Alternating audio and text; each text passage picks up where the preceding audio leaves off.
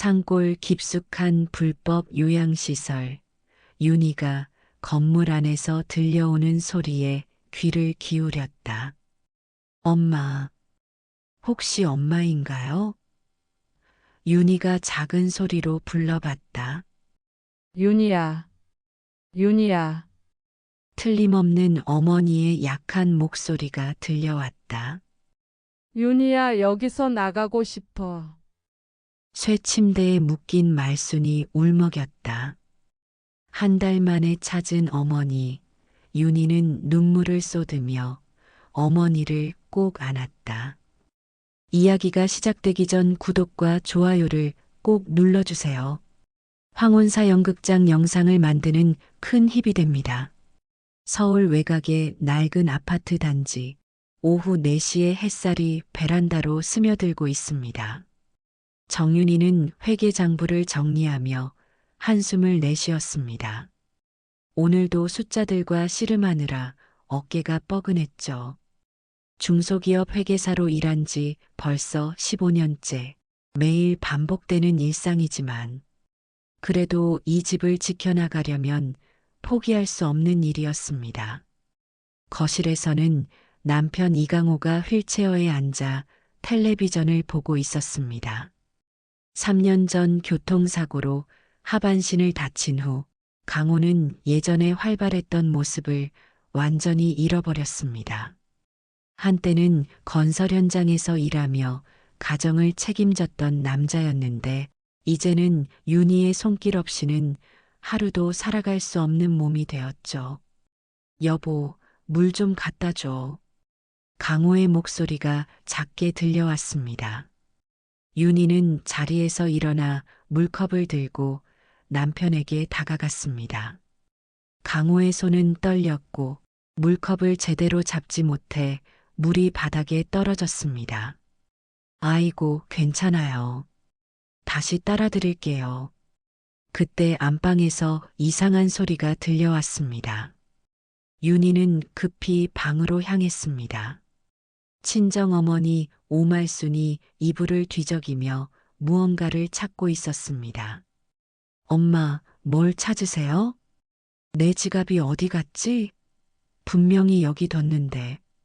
말순은 당황스러운 표정으로 이불 아래를 뒤지고 있었습니다. 윤희는 말순의 손을 잡고 진정시켰습니다. 어머니의 치매 증상이 점점 심해지고 있었습니다. 처음에는 가끔 깜빠먹는 정도였는데 요즘에는 하루에도 몇 번씩 같은 말을 반복하거나 엉뚱한 곳에서 물건을 찾곤 했습니다. 엄마, 지갑은 제가 안전한 곳에 보관하고 있어요. 필요하시면 언제든 말씀하세요. 그래, 그럼 됐다. 말수는 금세 안심한 듯 미소를 지었습니다. 현관문이 열리는 소리가 들렸습니다. 며느리 송민정이 직장에서 돌아온 것 같았습니다. 민정은 은행에서 근무하며 바쁜 일상을 보내고 있었습니다. 결혼한 지 5년째지만 아직 윤희와는 어색한 사이였죠. 어머님 다녀왔습니다. 민정의 목소리에는 피로가 묻어났습니다. 응, 고생했어요.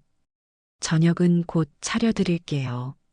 민정은 거실을 지나가며 강호에게 인사를 건넸지만 시선은 안방 쪽으로 향했습니다. 말순이 복도를 왔다 갔다 하며 중얼거리는 모습이 보였기 때문입니다. 할머니, 오늘은 어떠셨어요? 민정이 윤희에게 물었습니다. 그냥 평소와 비슷해요. 조금 헷갈려 하시긴 하지만 민정은 고개를 끄덕였지만 표정은 밝지 않았습니다.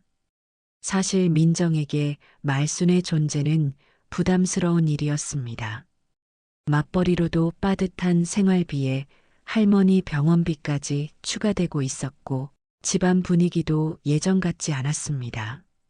저녁 준비를 하던 윤희는 화장실에서 이상한 냄새가 나는 것을 느꼈습니다. 문을 열어보니 말순이 바지에 실수를 한 채 당황해하고 있었습니다. 엄마, 괜찮아요. 제가 씻겨드릴게요. 윤희는 어머니를 부축해서 욕실로 데려갔습니다. 말순을 씻기고 깨끗한 옷으로 갈아입히는데 1시간이 걸렸습니다. 그 사이 민정이 거실에서 남편과 무언가 이야기를 나누고 있었는데 목소리가 점점 높아지는 것 같았습니다. 이 집에 사람 하나 더 있는 게 왜 이리 답답하지? 민정의 말이 부엌까지 들려왔습니다. 윤희는 가슴이 철렁했습니다. 민정이 어머니를 부담스러워한다는 것을 모르는 바는 아니었지만 이렇게 직접적으로 표현하는 것은 처음이었습니다. 강호가 뭐라고 대답하는지는 들리지 않았지만 그의 침묵이 더 무겁게 느껴졌습니다. 윤희는 어머니를 안방에 모시고 나서 주방으로 돌아왔습니다. 저녁상을 차리면서 윤희는 생각에 잠겼습니다.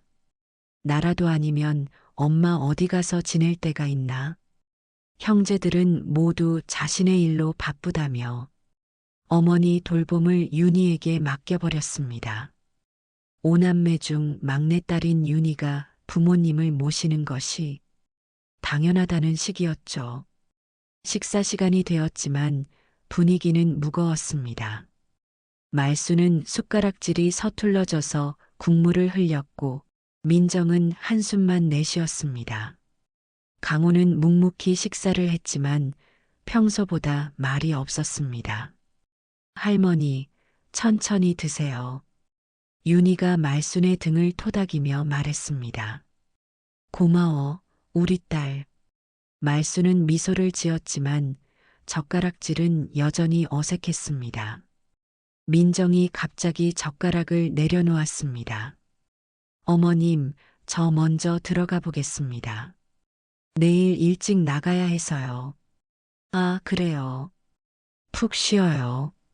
민정이 자리를 뜬 후 식탁은 더욱 조용해졌습니다. 윤희는 어머니와 남편을 번갈아 돌보며 저녁을 마쳤습니다. 설거지를 하면서도 마음은 편치 않았습니다. 밤이 깊어갈수록 집안의 긴장감은 더해만 갔습니다. 윤희는 이 평온해 보이는 일상 속에 균열이 생기고 있다는 것을 느꼈지만 아직은 그것이 얼마나 큰 파국으로 이어질지 알지 못했습니다. 일주일이 지나면서 집안 분위기는 더욱 무거워졌습니다. 민정은 윤희와 마주치는 것을 피하듯 일찍 출근하고 늦게 들어왔고 강호는 평소보다 말수가 줄었습니다. 말순의 치매 증상은 날이 갈수록 심해져서 밤중에 일어나 집안을 돌아다니거나 엉뚱한 곳에서 물건을 찾는 일이 잦아졌습니다. 어느 목요일 오후 윤희가 회사에서 돌아오니 집안이 뒤죽박죽이었습니다. 말순이 서랍이라는 서랍을 모두 뒤져놓고 거실 바닥에 앉아 울고 있었습니다. 엄마, 무슨 일이세요? 내 반지. 시어머니가 주신 반지가 없어졌어. 도둑이 들었나 봐. 말수는 눈물을 흘리며 윤희의 손을 붙잡았습니다. 윤희는 어머니를 달래면서 흩어진 물건들을 정리했습니다. 그 시어머니 반지는 이미 10년 전에 잃어버린 것이었는데 요즘 들어 말수는 자꾸 그 반지를 찾고 있었습니다. 치매로 인해 과거와 현재가 뒤섞이고 있는 것이었죠. 그날 저녁 민정이 평소보다 일찍 들어왔습니다. 표정이 심각해 보였습니다. 어머님, 잠깐 말씀드릴 게 있어요. 윤희는 설거지하던 손을 멈추고 민정을 바라봤습니다. 민정은 잠시 망설이더니 입을 열었습니다. 요양원 얘기인데요. 제가 알아본 곳이 있어요. 요양원이요? 윤희의 목소리가 떨렸습니다. 더샵 시니어 케어 요양원이에요. 시설도 좋고 전문 간병인들이 있어서 할머니께서 더 나은 치료를 받으실 수 있을 거예요. 민정은 이미 상당한 정보를 수집해 둔 상태였습니다. 요양원의 브로셔까지 준비해 와서 윤희 앞에 펼쳐 보였습니다. 깨끗한 시설과 친절한 직원들의 모습이 담긴 사진들이 보기 좋게 배열되어 있었습니다. 좋은 곳 같아 보이긴 하지만 윤희는 말을 잇지 못했습니다. 어머님, 솔직히 저도 스트레스 받고 애도 무서워해요. 어젯밤에도 할머니께서 밤중에 일어나서 현관문을 열려고 하시지 않았어요? 아이가 그 모습을 보고 얼마나 놀랐는지 몰라요. 민정의 말에 윤희는 할 말을 잃었습니다. 실제로 말수는 며칠 전부터 밤중에 집을 나가려고 하는 행동을 보였습니다. 치매 환자들에게 나타나는 배회 증상이었죠. 민정아, 그래도 엄마인데. 좋은데니까요. 여기서 혼자 돌보시는 것보다 훨씬 나을 거예요. 전문가들이 계시잖아요. 민정은 이미 요양원에 문의까지 해본 상태였습니다. 입소 가능한 날짜도 확인해뒀고 필요한 서류 목록까지 준비해놨습니다. 마치 이미 결정된 일처럼 말하고 있었습니다. 그때 강호가 휠체어를 굴리며 부엌으로 들어왔습니다. 무슨 이야기 하는 거야? 민정이 요양원 이야기를 설명하자 강호는 한참 동안 침묵했습니다. 윤희는 남편이 뭐라고 말해줄지 기대했지만 강호는 그저 고개를 끄덕일 뿐이었습니다. 그것도 방법일 수 있겠네. 윤희는 남편의 말에 더욱 당황했습니다. 가족들이 모두 어머니를 요양원에 보내는 것에 동의하고 있는 상황이었습니다. 여보, 그래도 윤희야, 너도 힘들잖아. 회사 일도 하면서 어머님까지 돌보기가 쉬운 일이 아니야. 그날 밤 윤희는 잠을 이룰 수 없었습니다. 안방에서 어머니의 고른 숨소리가 들려왔지만 마음은 복잡하기만 했습니다. 정말로 어머니를 요양원에 보내는 것이 옳은 일일까요? 다음 날 아침 민정이 다시 요양원 이야기를 꺼냈습니다. 어머님, 어제 요양원에서 연락이 왔어요. 다음 주에 자리가 나온다고 하네요. 이미 예약을 해뒀다는 거예요? 일단 대기 명단에는 올려놨어요. 어머님께서 결정해 주시면 되니까요. 민정의 말에 윤희는 배신감을 느꼈습니다. 자신과 상의도 없이 이미 절차를 진행해 놓은 것이었습니다. 며칠 더 고민한 끝에 윤희는 결국 굴복하고 말았습니다. 가족들의 압박과 현실적인 어려움 앞에서 더 이상 버틸 수가 없었습니다. 무엇보다 어머니에게 더 나은 돌봄을 받게 해주고 싶다는 마음도 있었습니다. 요양원 입소일이 정해졌습니다. 윤희는 말순의 짐을 싸면서 눈물을 참을 수 없었습니다. 엄마, 좋은 곳이에요. 거기서 더 잘 돌봐드릴 거예요. 그래, 우리 딸이 정한 거라면 좋을 거야. 말수는 상황을 제대로 이해하지 못한 채 순순히 따라 나섰습니다. 더샵 시니어 케어 요양원은 생각보다 깨끗하고 현대적인 시설이었습니다. 직원들도 친절했고 다른 어르신들도 편안해 보였습니다. 윤희는 조금이나마 마음을 놓을 수 있었습니다. 어머님, 여기서 편안히 지내세요. 자주 뵈러 올게요. 말순을 요양원에 두고 돌아오는 길, 윤희의 마음은 복잡했습니다. 이것이 정말 옳은 선택이었을까요? 하지만 이제 와서 돌이킬 수는 없었습니다. 그런데 석 주가 지난 어느 날 오후 윤희가 회사에 있을 때 예상치 못한 전화가 걸려왔습니다. 보호자님, 죄송합니다. 어머님이 사라지셨습니다. 요양원 직원의 목소리가 떨리고 있었습니다. 뭐라고요? 사라졌다고요? 오늘 오전 점호 후에 어머님을 찾을 수 없어서 지금 수소문하고 있는데 윤희는 전화기를 놓치지 못한 채 그 자리에 서 있었습니다.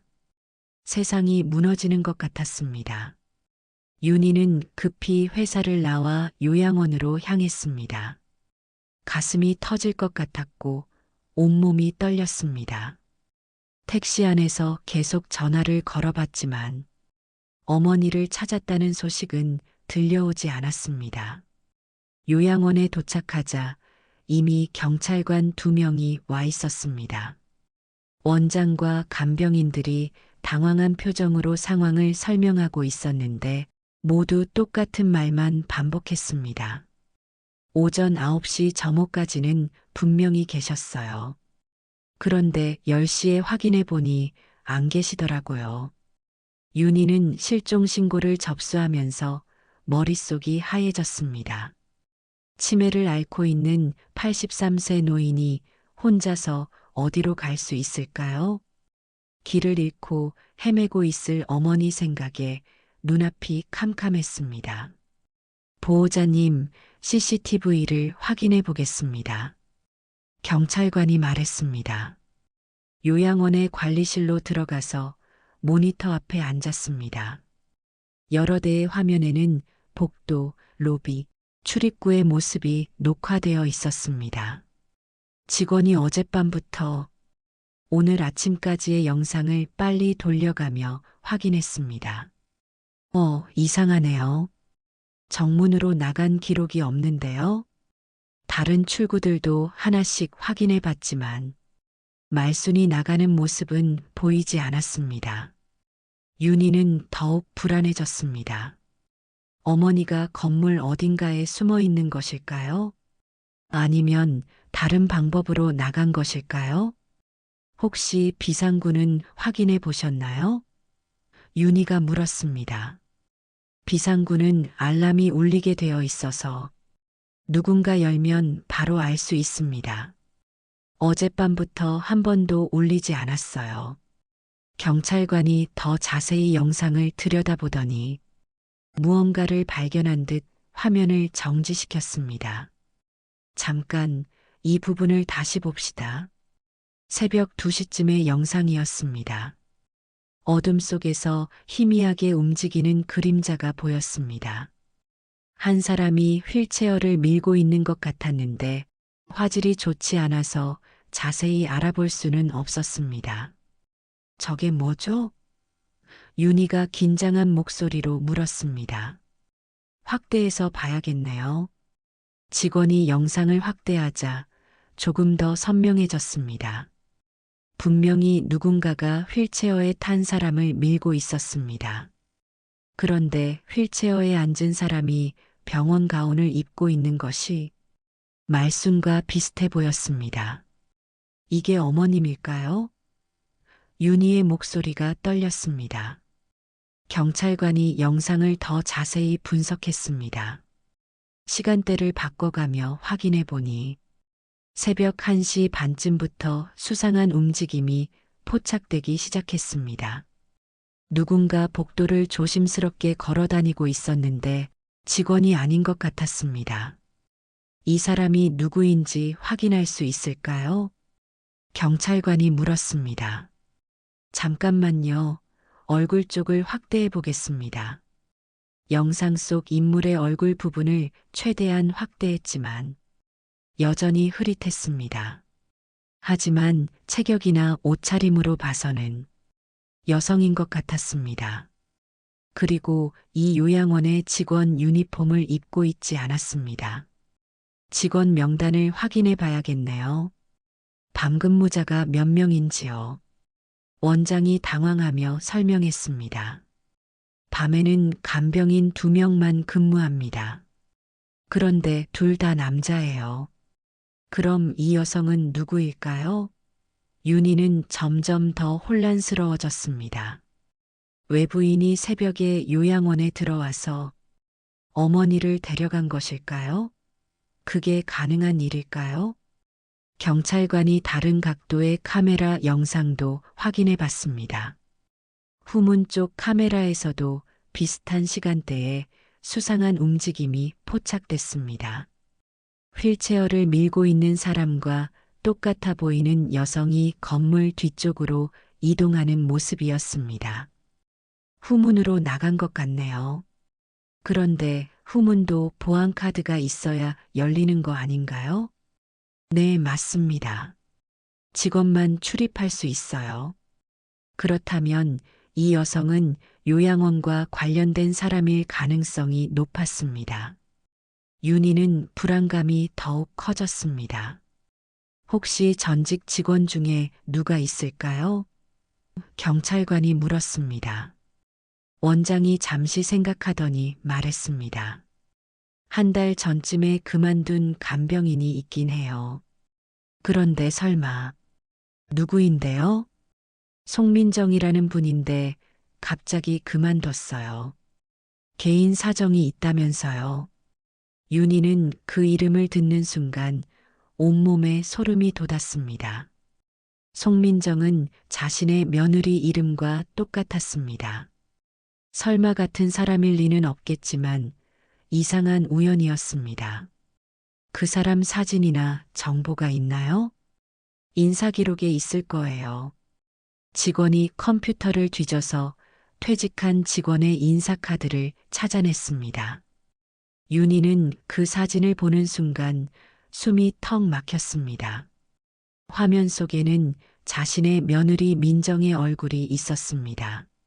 이게 우리 며느리예요. 윤희의 목소리가 떨렸습니다. 경찰관과 요양원 직원들이 모두 놀란 표정을 지었습니다. 보호자의 며느리가 이 요양원의 전직 직원이었다는 사실은 너무나 충격적이었습니다. 그렇다면 CCTV에 나온 여성이 며느리분일 가능성이 높네요. 윤희는 다시 영상을 봤습니다. 이번에는 민정이라는 것을 알고 보니 확실해 보였습니다. 체격도 비슷했고 걸음걸이도 민정과 닮아 있었습니다. 민정이가 왜 저기 있는 거야? 윤희는 혼잣말처럼 중얼거렸습니다. 경찰관이 윤희를 진정시켰습니다. 일단 며느리분께 연락해서 확인해 봐야겠습니다. 지금 어디 계신지 아시나요? 윤희는 떨리는 손으로 민정의 전화번호를 눌렀습니다. 하지만 전화는 꺼져 있었습니다. 회사로 전화해봐도 민정은 오늘 출근하지 않았다고 했습니다. 집으로 돌아가는 길에 윤희의 머릿속은 복잡했습니다. 민정이 요양원 직원이었다는 사실, 그리고 어머니가 실종된 날 새벽에 요양원에 있었다는 사실. 이 모든 것이 우연일 수는 없었습니다. 집에 도착하자 민정의 방은 비어 있었습니다. 옷장도 텅 비어 있었고 개인 물품들도 모두 없어진 상태였습니다. 민정과 아이는 언제 짐을 싸서 나간 것일까요? 윤희는 그제야 모든 것이 계획된 일이었다는 것을 깨달았습니다. 윤희는 며칠 동안 민정의 행방을 찾아다녔습니다. 민정이 다니던 은행에 가서 물어봐도 퇴사 처리가 된 상태였고 동네 지인들도 민정의 소재를 알지 못했습니다. 마치 처음부터 존재하지 않았던 사람처럼 흔적을 감춰버린 것이었습니다. 경찰은 민정을 참고인으로 수배했지만 쉽게 찾을 수 없었습니다. 핸드폰은 꺼져 있었고 신용카드 사용 내역도 실종 당일 이후로는 없었습니다. 마치 세상에서 사라진 것 같았습니다. 윤희는 민정의 방을 다시 한번 꼼꼼히 뒤져봤습니다. 그러다가 서랍 깊숙한 곳에서 작은 수첩 하나를 발견했습니다. 수첩을 펼쳐보니 여러 요양원의 이름과 전화번호, 그리고 의미를 알 수 없는 숫자들이 적혀 있었습니다. 더샵 시니어 케어 마이너스 김과장 마이너스 300, 햇살 요양원 마이너스 박원장 마이너스 250, 평화의 집 마이너스 이팀장 마이너스 280, 이 숫자들이 무엇을 의미하는지 윤희는 알 수 없었지만 분명히 중요한 단서가 될 것 같았습니다. 경찰에게 수첩을 넘겨준 후 윤희는 직접 민정의 과거를 파헤치기 시작했습니다. 민정의 대학 동창에게 연락해 본 결과 놀라운 사실을 알게 되었습니다. 민정은 결혼 전에 간병인으로 일했던 적이 있었다는 것입니다. 그것도 여러 요양원을 옮겨 다니며 일했다고 했습니다. 민정이가 간병인이었다고요? 윤희는 믿을 수 없었습니다. 네, 대학 졸업하고 나서 몇 년간 그 일을 했어요. 그런데 갑자기 그만두더니 은행에 취직했다고 하더라고요. 왜 민정이 자신에게 간병인 경력을 숨겼을까요?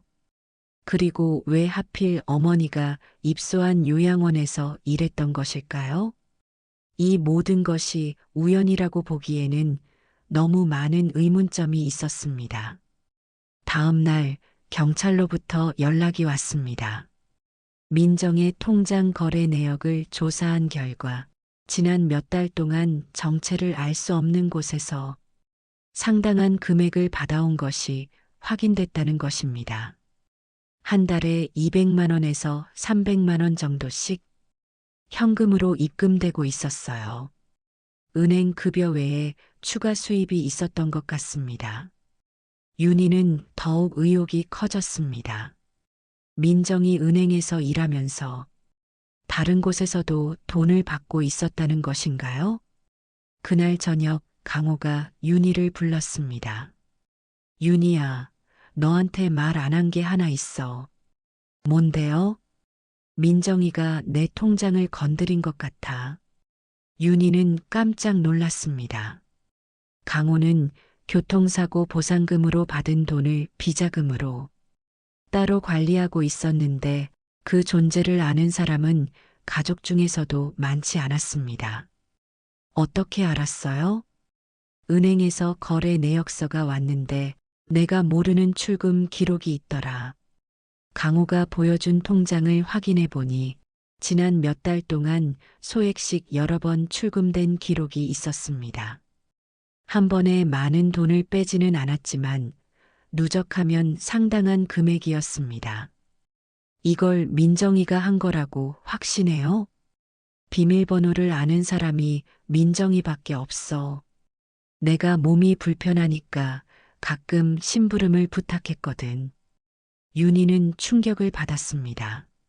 민정이 시아버지의 돈을 몰래 빼돌렸다는 것입니다. 그 돈으로 무엇을 했을까요? 다음 날 아침 윤희는 민정이 다녔던 더샵 시니어 케어 요양원에 다시 찾아갔습니다. 원장과 직접 면담을 요청했습니다. 송민정 씨에 대해서 좀 더 자세히 알고 싶어요. 원장은 처음에는 개인정보라며 말을 아꼈지만 윤희의 간절한 부탁에 못 이겨 조금씩 이야기해 주었습니다. 송민정 씨는 일은 잘했어요. 하지만 좀 이상한 면이 있었죠. 어떤 면에서요? 환자 가족들과 개인적으로 접촉하는 경우가 많았어요. 본인은 더 나은 서비스를 제공하기 위해서라고 했지만 원장은 말을 흐렸지만 윤희는 직감적으로 알 수 있었습니다. 민정이 뭔가 부정한 일에 연루되어 있었다는 것을 말입니다. 혹시 다른 요양원으로 환자를 옮기는 일에 관여한 적이 있나요? 원장의 표정이 굳어졌습니다. 그런 의혹이 있어서 그만두게 했어요. 확실한 증거는 없었지만 환자들이 갑자기 다른 요양원으로 옮겨가는 경우가 민정 씨 담당 환자들에게 유독 많았거든요. 윤희는 점점 진실에 가까워지고 있다는 것을 느꼈습니다. 민정이 요양원 환자들을 다른 곳으로 옮기는 일에 관여했다면 그 대가로 돈을 받았을 가능성이 높았습니다. 그날 오후 윤희는 용기를 내어 민정의 친정을 찾아갔습니다. 민정의 어머니는 며느리의 갑작스러운 방문에 당황했습니다. 민정이 어디 있는지 알고 계신가요? 글쎄요. 며칠 전에 급히 이사한다고 하더니 연락이 없네요. 민정의 어머니도 딸의 행방을 모르고 있었습니다. 하지만 대화 중에 중요한 정보를 얻을 수 있었습니다. 민정이가 요즘 돈이 많이 생겼다고 하더라고요. 은행 일만으로는 벌 수 없는 돈이라면서 부업을 한다고 했어요. 어떤 부업이요? 자세히는 안 알려줬는데 노인 돌봄 관련된 일이라고 하더라고요. 윤희는 이제 민정의 정체를 어느 정도 파악할 수 있었습니다. 민정은 요양원에서 일하면서 환자들을 다른 시설로 옮기는 브로커 역할을 했던 것 같았습니다. 그리고 그 과정에서 상당한 돈을 벌었던 것입니다. 집으로 돌아와서 윤희는 강호에게 모든 것을 털어놨습니다. 여보, 민정이는 처음부터 우리를 속였어요. 엄마를 그 요양원에 보낸 것도 다 계획이었던 것 같아요. 강호도 충격을 받았지만 이미 일어난 일을 되돌릴 수는 없었습니다. 그럼 어머님은 지금 어디 계신 거야? 그게 가장 걱정이에요. 민정이가 엄마를 어디로 데려간 걸까요? 윤희는 어머니가 무사하기만을 바라며 밤잠을 이룰 수 없었습니다. 민정의 이중 생활이 드러났지만 정작 중요한 것은 어머니의 행방이었습니다. 한 달이 지났지만 말순의 행방은 여전히 오리무중이었습니다. 경찰의 수색도 별다른 성과를 거두지 못했고 민정의 소재도 파악되지 않았습니다.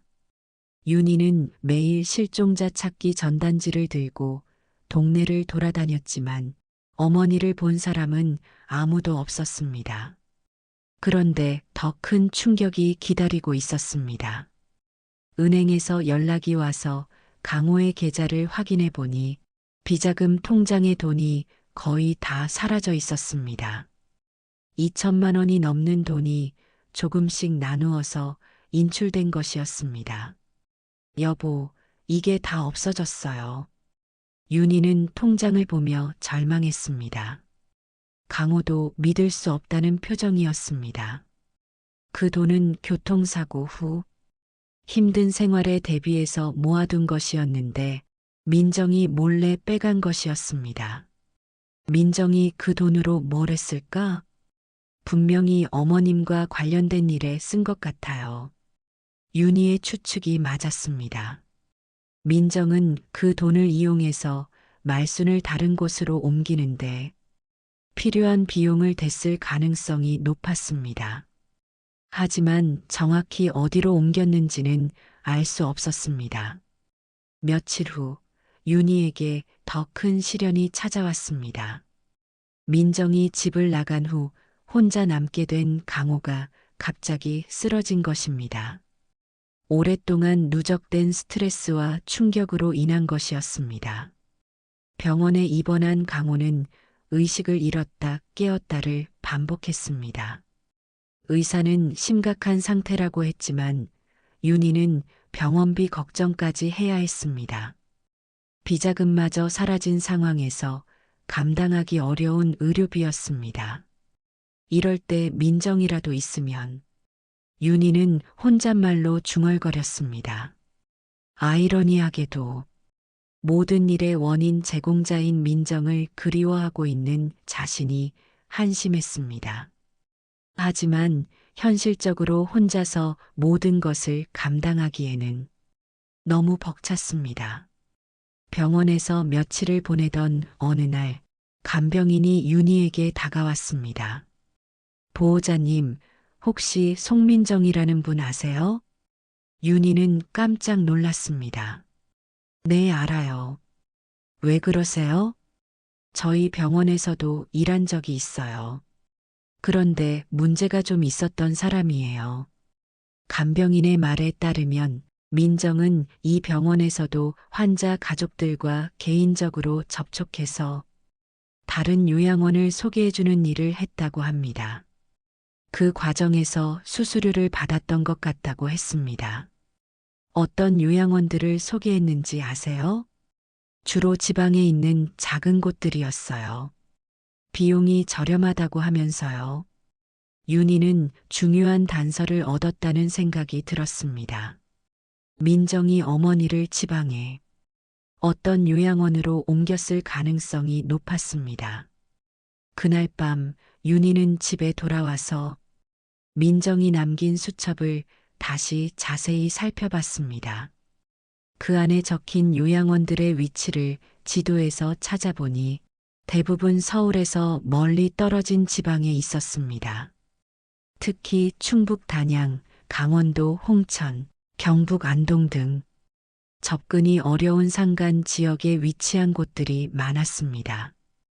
이런 곳들은 감시의 눈이 닿지 않아서 불법적인 일들이 벌어지기 쉬웠습니다. 윤희는 경찰에게 이 정보를 제공했지만 경찰로서는 구체적인 증거 없이 모든 곳을 수색하기는 어렵다고 했습니다. 실종자 수색에 한계가 있다는 것이었습니다. 일주일 후 강호가 의식을 되찾았습니다. 하지만 상태는 이전보다 더 나빠져 있었습니다. 말도 제대로 못하고 기억력도 많이 떨어져 있었습니다. 윤희야. 강호가 간신히 윤희의 이름을 불렀습니다. 네, 여기 있어요. 미안해. 내가 민정이를 믿어서. 강호는 자신이 민정을 믿었던 것을 후회하고 있었습니다. 하지만 이미 돌이킬 수 없는 일이었습니다. 병원에서 한 달을 보낸 후 강호는 집으로 돌아왔지만 예전과는 완전히 다른 사람이 되어 있었습니다. 윤희는 이제 혼자서 모든 것을 감당해야 했습니다. 남편 간병, 생계유지, 그리고 어머니 찾기까지. 어느 날 오후 윤희가 집에서 강호를 돌보고 있을 때 우편함에서 이상한 편지 하나를 발견했습니다. 발신인 이름도 주소도 없는 편지였습니다. 손으로 쓴 글씨로 이렇게 적혀 있었습니다. 요양원 옆 쓰레기장을 확인해 보세요. 윤희는 가슴이 철렁했습니다. 혹시 어머니와 관련된 소식일까요? 아니면 누군가의 장난일까요? 하지만 지푸라기라도 잡고 싶은 심정이었습니다. 다음 날 아침 윤희는 더샵 시니어 케어 요양원 주변을 찾아갔습니다. 건물 뒤편에 쓰레기장이 있었는데 평소에는 신경 쓰지 않았던 곳이었습니다. 쓰레기통들을 하나씩 뒤져보니 한 구석에서 이상한 것을 발견했습니다. 천조각이 쓰레기 봉투에 걸려 있었는데 자세히 보니 어머니가 입던 셔츠의 일부분이었습니다. 이게 엄마 옷이에요. 윤희는 그 천조각을 들고 눈물을 흘렸습니다. 어머니가 이곳에 있었다는 증거였습니다. 하지만 지금은 어디에 있는 것일까요? 천조각에는 핏자국도 보였습니다. 어머니가 다쳤을 가능성도 있었습니다. 윤희는 더욱 불안해졌습니다. 경찰에게 천조각을 넘겨준 후 윤희는 다시 한번 수첩을 들여다봤습니다. 분명히 이 안에 어머니의 행방을 알 수 있는 단서가 있을 것입니다. 그날 밤 윤희는 혼자 집에 앉아서 생각했습니다. 엄마도 잃고 남편도 이 집안도 믿을 놈이 없구나. 모든 것이 무너져 내리는 것 같았습니다. 하지만 포기할 수는 없었습니다. 어머니는 어딘가에서 윤희를 기다리고 있을 것입니다. 반드시 찾아야 했습니다. 그 순간 윤희는 결심했습니다. 경찰의 도움을 기다리지 말고 직접 나서서 어머니를 찾겠다고. 민정이 남긴 수첩의 요양원들을 하나씩 찾아다니면서라도 어머니의 행방을 밝혀내겠다고 말입니다. 윤희는 민정의 수첩에 적힌 요양원들을 하나씩 찾아다니기 시작했습니다. 강호는 이웃에게 부탁해서 돌봐달라고 하고 휴가를 내어 직접 발품을 팔았습니다. 첫 번째로 찾아간 곳은 경기도 외곽의 작은 요양원이었습니다. 오말순이라는 분 계신가요? 윤희가 원장에게 물었습니다. 그런 분은 없는데요. 하지만 윤희는 포기하지 않고 직원들에게도 물어봤습니다. 그중 한 간병인이 조심스럽게 다가왔습니다. 혹시 송민정이라는 분과 관련 있으신가요? 네, 맞아요. 아세요? 그분이 가끔 여기 와서 환자들을 데려가곤 했어요. 더 좋은 곳으로 옮겨준다면서요. 드디어 민정의 발자취를 찾았습니다. 간병인은 민정이 환자들을 데려갈 때마다 상당한 돈을 받았다고 증언했습니다. 어디로 데려갔는지 아세요? 정확히는 모르지만 충북 쪽이라고 들었어요. 윤희는 다음 목적지를 충북으로 정했습니다. 수첩에 적힌 단양 지역의 요양원들을 찾아가기로 했습니다. 충북행 버스를 타면서 윤희는 불안했습니다. 정말 어머니를 찾을 수 있을까요? 혹시 너무 늦은 것은 아닐까요? 온갖 걱정이 머릿속을 스쳐갔습니다. 단양에 도착해서 첫 번째 요양원을 찾았지만 역시 소득이 없었습니다. 두 번째, 세 번째도 마찬가지였습니다. 해가 지고 있었지만 윤희는 포기할 수 없었습니다. 마지막으로 찾아간 곳은 산골 마을에 있는 작은 요양원이었습니다. 평화의 집이라는 간판이 걸려 있었지만 건물은 낡고 을씨년스러웠습니다. 안녕하세요. 오말순이라는 분 혹시 계신가요? 접수 직원이 당황하는 기색을 보였습니다. 잠깐만요. 원장님께 여쭤보겠습니다. 원장이 나왔는데 표정이 좋지 않았습니다. 그런 분은 여기 안 계신데요. 왜 찾으시는 거죠? 윤희는 민정 이야기를 꺼냈습니다. 그러자 원장의 얼굴이 굳어졌습니다. 송민정이요? 그 사람과는 더 이상 거래 안 합니다. 거래라는 표현에 윤희는 직감했습니다. 이곳에서 뭔가 이상한 일이 벌어지고 있다는 것을 말입니다. 무슨 거래요? 아, 그게 아니라. 원장이 말을 바꿨지만 이미 늦었습니다. 윤희가 더 추궁하려던 순간 누군가 뒤에서 윤희를 불렀습니다. 혹시 오말순 할머니 따님이세요? 돌아보니 청소부 복장을 한 중년 여성이 서 있었습니다. 네, 맞아요. 저한테 잠깐 오세요. 여성은 윤희를 건물 뒤편으로 데려갔습니다. 주변을 살핀 후 조심스럽게 입을 열었습니다. 할머니 여기 계셨어요. 한 달 전쯤에요. 윤희의 가슴이 뛰기 시작했습니다. 지금은 어디 계세요? 다른 곳으로 옮겨갔어요. 그 송민정이라는 여자가 데려갔어요. 어디로요? 정확히는 몰라도 더 깊은 산속이라고 들었어요. 차로 1시간 정도 가는 곳이라고. 여성은 주변을 더욱 살피더니 작은 종이 쪽지를 윤희에게 건넸습니다. 이거 혹시 도움이 될 수도 있어요. 그 여자가 떨어뜨린 것 같은데. 종이 쪽지에는 주소 같은 것이 적혀 있었습니다. 단양군 매포읍 산길 47번지라고 되어 있었습니다. 고맙습니다. 정말 고맙습니다. 윤희는 그 주소를 들고 택시를 잡았습니다. 운전기사에게 주소를 보여주자 고개를 갸웃거렸습니다. 여기 가면 아무것도 없을 텐데요. 완전 산속이에요. 그래도 가주세요. 산길을 따라 한참을 올라가니 정말 인적이 드문 곳이 나왔습니다. 간이 건물들이 몇 채 있었는데 요양원이라고 하기엔 너무 허술해 보였습니다. 택시를 내린 윤희는 조심스럽게 주변을 살펴봤습니다. 그때 한 건물에서 이상한 소리가 들려왔습니다. 누군가 도움을 청하는 것 같은 신음소리였습니다. 윤희는 용기를 내어 그 건물에 다가갔습니다. 창문이 모두 가려져 있어서 안을 볼 수는 없었지만 분명히 사람들이 있는 것 같았습니다. 엄마, 혹시 엄마인가요? 윤희가 작은 소리로 불러봤습니다. 그러자 안에서 더욱 큰 소리가 들려왔습니다.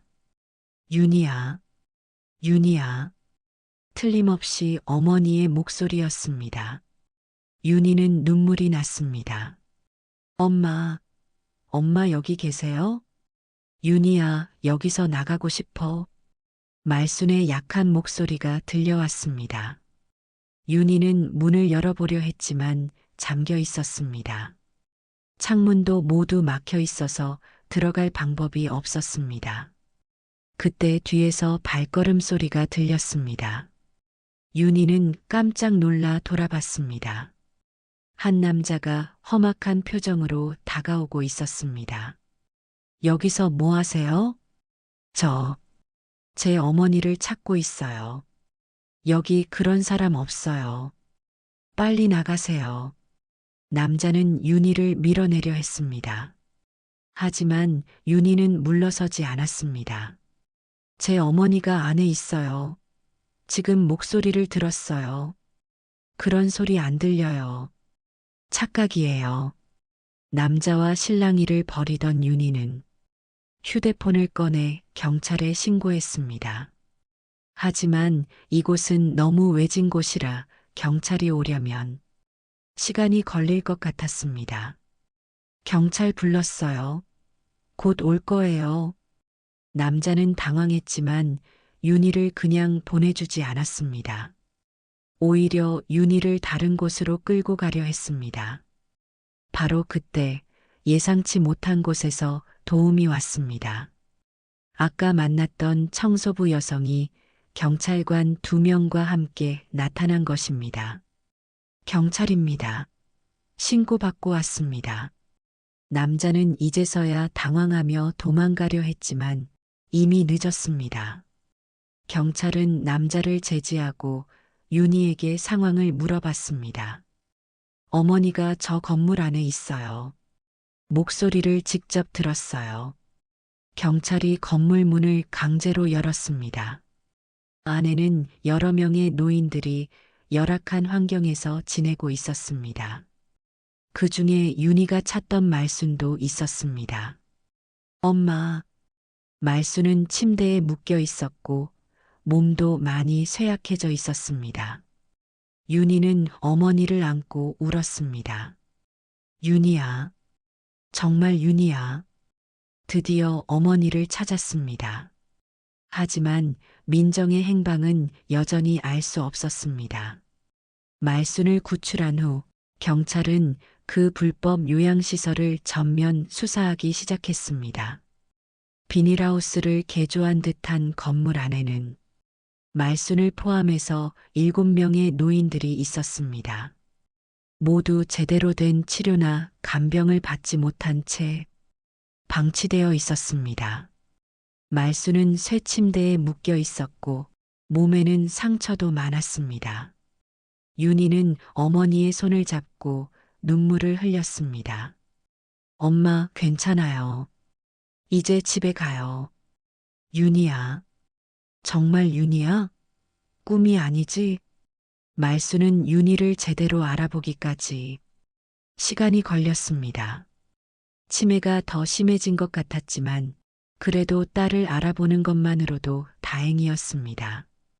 경찰은 이 시설을 운영하던 사람들을 체포했습니다. 그들은 제대로 된 허가도 없이 노인들을 수용하며 가족들로부터 돈을 받아온 것으로 드러났습니다. 민정은 어디 있습니까? 윤희가 경찰관에게 물었습니다. 아직 소재를 파악하지 못했습니다. 하지만 곧 잡을 수 있을 것입니다. 병원으로 이송된 말순은 검사 결과 영양실조와 함께 여러 외상을 입은 상태였습니다. 다행히 생명에는 지장이 없었지만 회복까지는 시간이 걸릴 것 같았습니다. 며칠 후 경찰로부터 연락이 왔습니다. 민정을 체포했다는 것이었습니다. 민정은 인천 근처의 모텔에 숨어 있다가 잡혔다고 했습니다. 윤희는 경찰서로 향했습니다. 조사실에서 민정과 마주쳤을 때의 심정은 복잡했습니다. 한때는 가족이라고 생각했던 사람이 어머니를 그런 곳에 팔아넘겼다는 사실이 믿어지지 않았습니다. 민정은 윤희를 보자 고개를 숙였습니다. 예전에 당당했던 모습은 온데간데 없고 초라한 모습이었습니다. 왜 그랬어요? 윤희가 떨리는 목소리로 물었습니다. 민정은 한참 동안 입을 열지 않았습니다. 그러다가 작은 목소리로 대답했습니다. 어머님, 전 그냥 우리 가족이 살고 싶었어요. 그게 엄마를 그런 곳에 팔아넘길 이유가 됩니까? 너무 힘들었어요. 할머니 돌보는 것도, 집안 분위기도. 민정은 눈물을 흘리며 자신의 처지를 호소했습니다. 하지만 윤희에게는 전혀 와닿지 않았습니다. 경찰관이 민정의 범행을 설명했습니다. 민정은 요양원에서 일하면서 환자들을 불법 시설로 넘기는 브로커 역할을 해왔다는 것입니다. 한 명당 200만 원에서 300만 원의 수수료를 받았다고 했습니다. 처음에는 그냥 부업으로 시작했어요. 돈이 필요했거든요. 민정이 변명했습니다. 그러다가 할머니까지 이용하게 된 거군요. 할머니가 요양원에 가시는 김에 그냥 한 번만 더. 민정의 말을 듣고 있자니 윤희는 분노가 치밀었습니다. 어머니를 하나의 상품으로 취급했다는 것입니다. 시아버지 통장에서 돈 빼낸 것도 이 일 때문이에요? 그 돈은 나중에 갚으려고 했어요. 정말로요.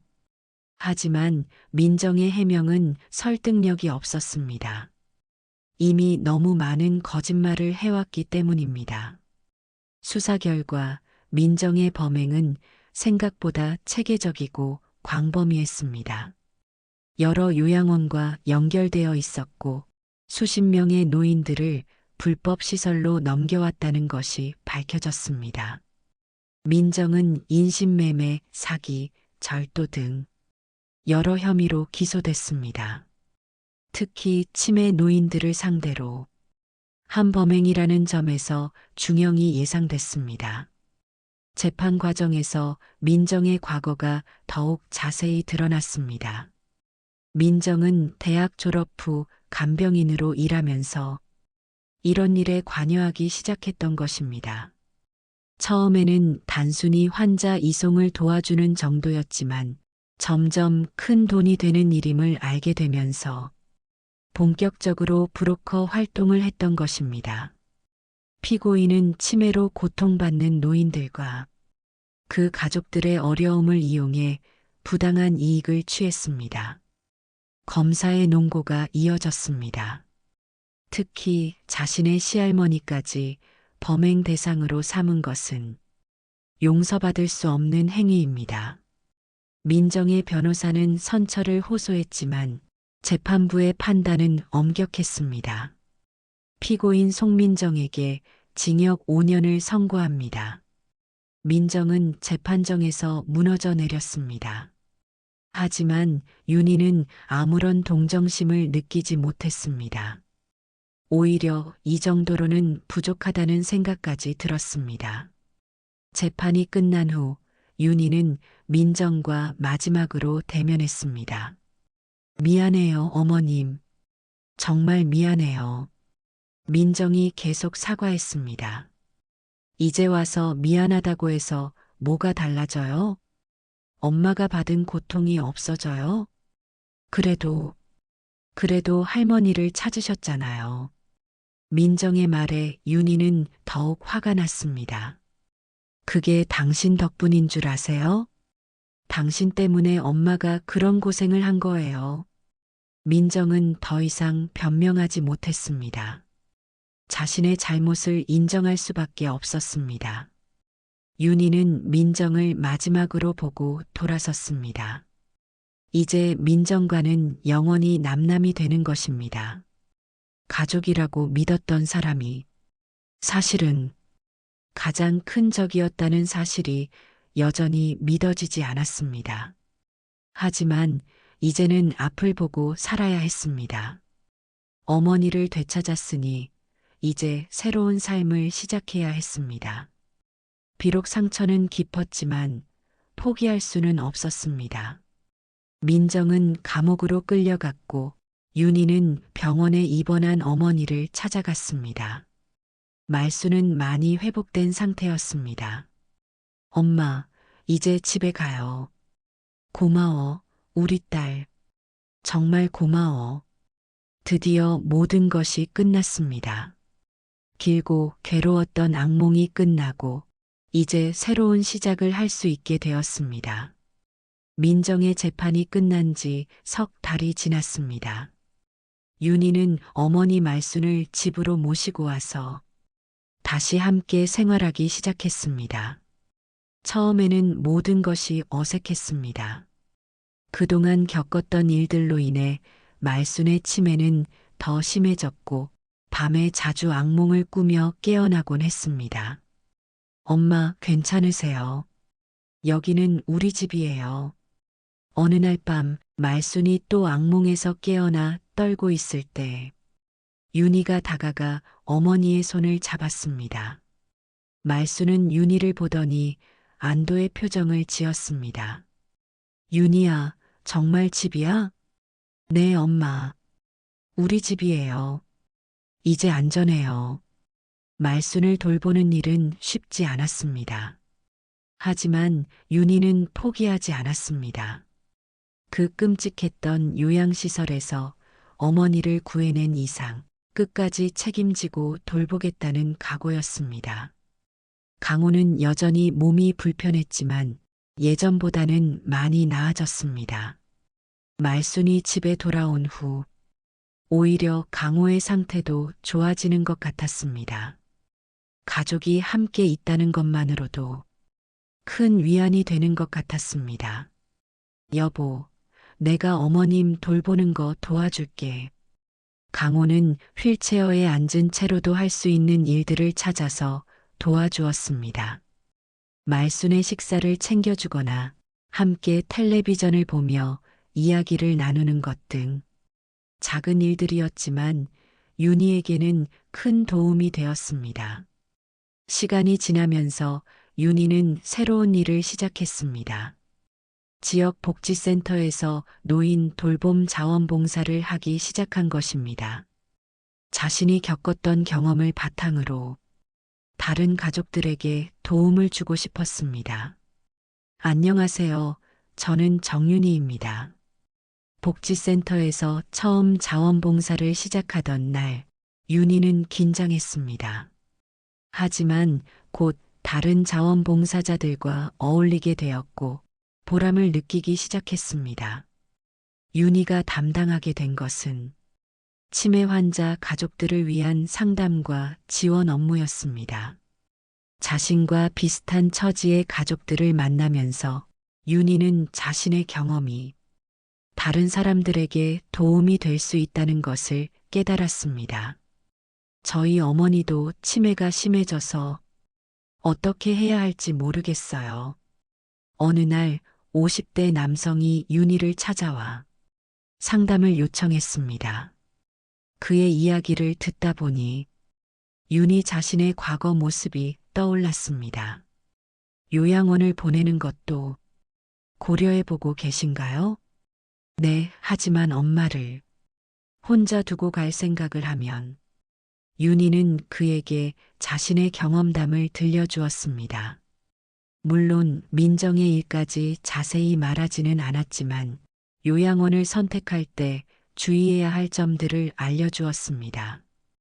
가장 중요한 건 직접 가서 확인하는 거예요. 그리고 정기적으로 방문해서 어르신 상태를 확인하셔야 해요. 윤희의 조언은 많은 가족들에게 도움이 되었습니다. 복지센터에서도 윤희의 활동을 높이 평가했고 점점 더 많은 업무를 맡기게 되었습니다. 한편 집에서는 말순이 조금씩 안정을 되찾아가고 있었습니다. 치매 증상은 여전했지만 집이라는 안전한 공간에서 가족들과 함께 지내면서 심리적으로 많이 안정되었습니다. 윤희야, 고마워. 어느 날 저녁 말순이 윤희에게 말했습니다. 평소보다 또렷한 목소리였습니다. 뭐가 고마우세요, 엄마? 나를 버리지 않아서. 말순의 말에 윤희는 눈물이 났습니다. 어머니도 그동안 얼마나 불안하고 무서웠을까 하는 생각이 들었습니다. 엄마, 제가 어떻게 엄마를 버려요? 엄마는 제가 지켜드릴게요. 윤희는 어머니의 손을 꼭 잡았습니다. 그 손은 예전보다 많이 마르고 주름졌지만 여전히 따뜻했습니다. 계절이 바뀌고 윤희의 새로운 일상이 자리 잡아갔습니다. 아침에 일어나서 어머니와 남편을 돌보고 오후에는 복지센터에서 자원봉사를 하고 저녁에는 가족과 함께 시간을 보내는 것이 일과가 되었습니다. 힘든 일도 많았지만 윤희는 이전보다 훨씬 충실한 삶을 살고 있다는 느낌이었습니다. 무엇보다 자신이 다른 사람들에게 도움이 되고 있다는 것이 큰 보람이었습니다. 민정에 대한 분노와 상처도 시간이 지나면서 조금씩 아물어갔습니다. 물론 완전히 잊을 수는 없었지만 그 일로 인해 평생을 괴로워할 필요는 없다고 생각했습니다.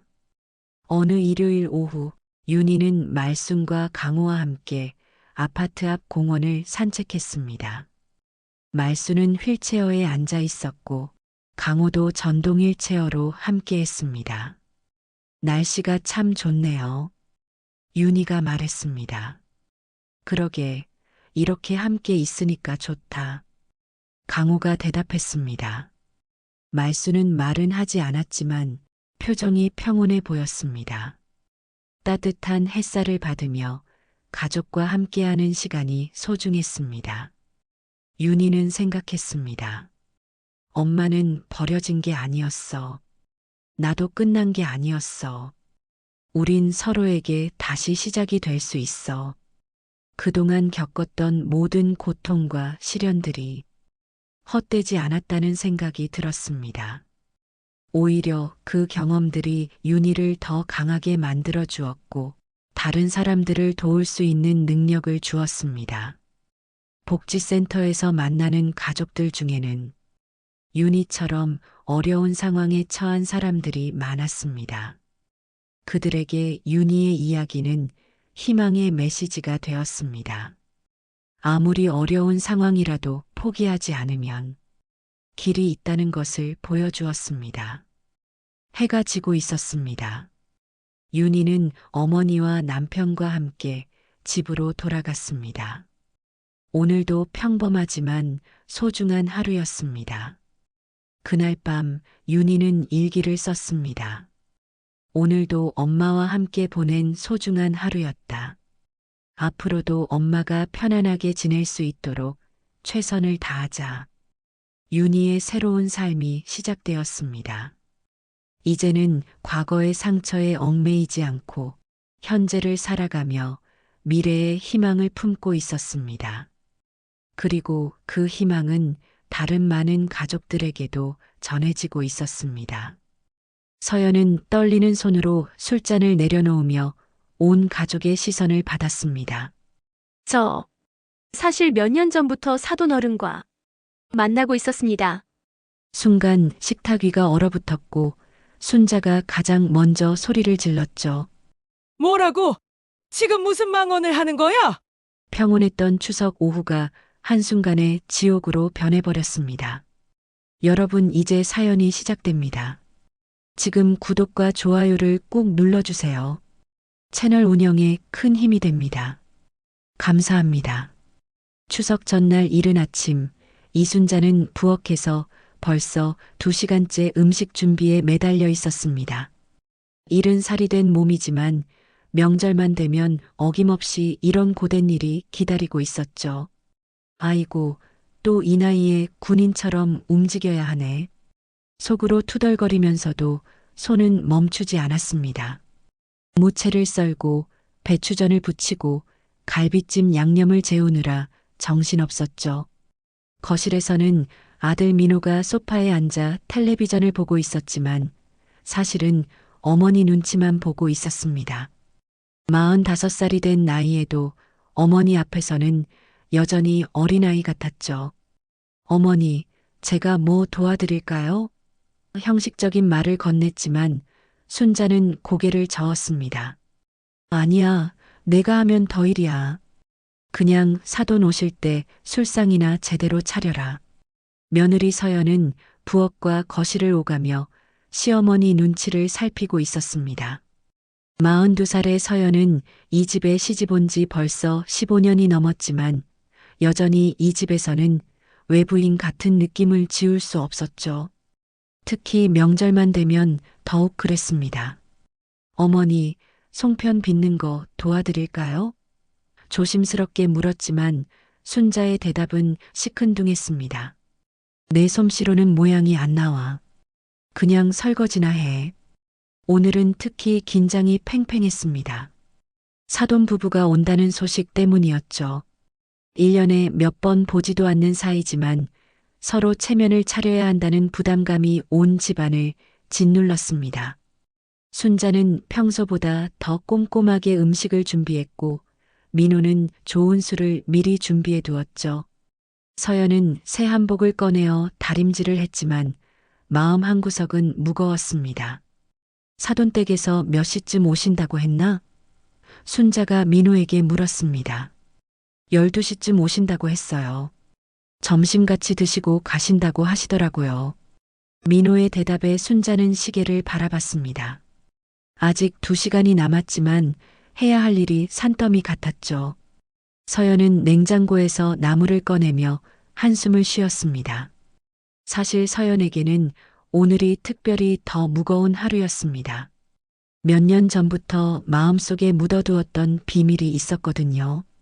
그 비밀은 오늘 사돈 부부를 만나면서 더욱 무거워질 것 같았습니다. 하지만 아무도 서연의 마음을 알지 못했죠. 부엌에서 기름 튀기는 소리와 함께 고소한 냄새가 집 안가득 퍼졌습니다. 전을 부치는 순자의 이마에는 이미 땀이 맺혀 있었죠. 서연아, 접시 좀 가져와.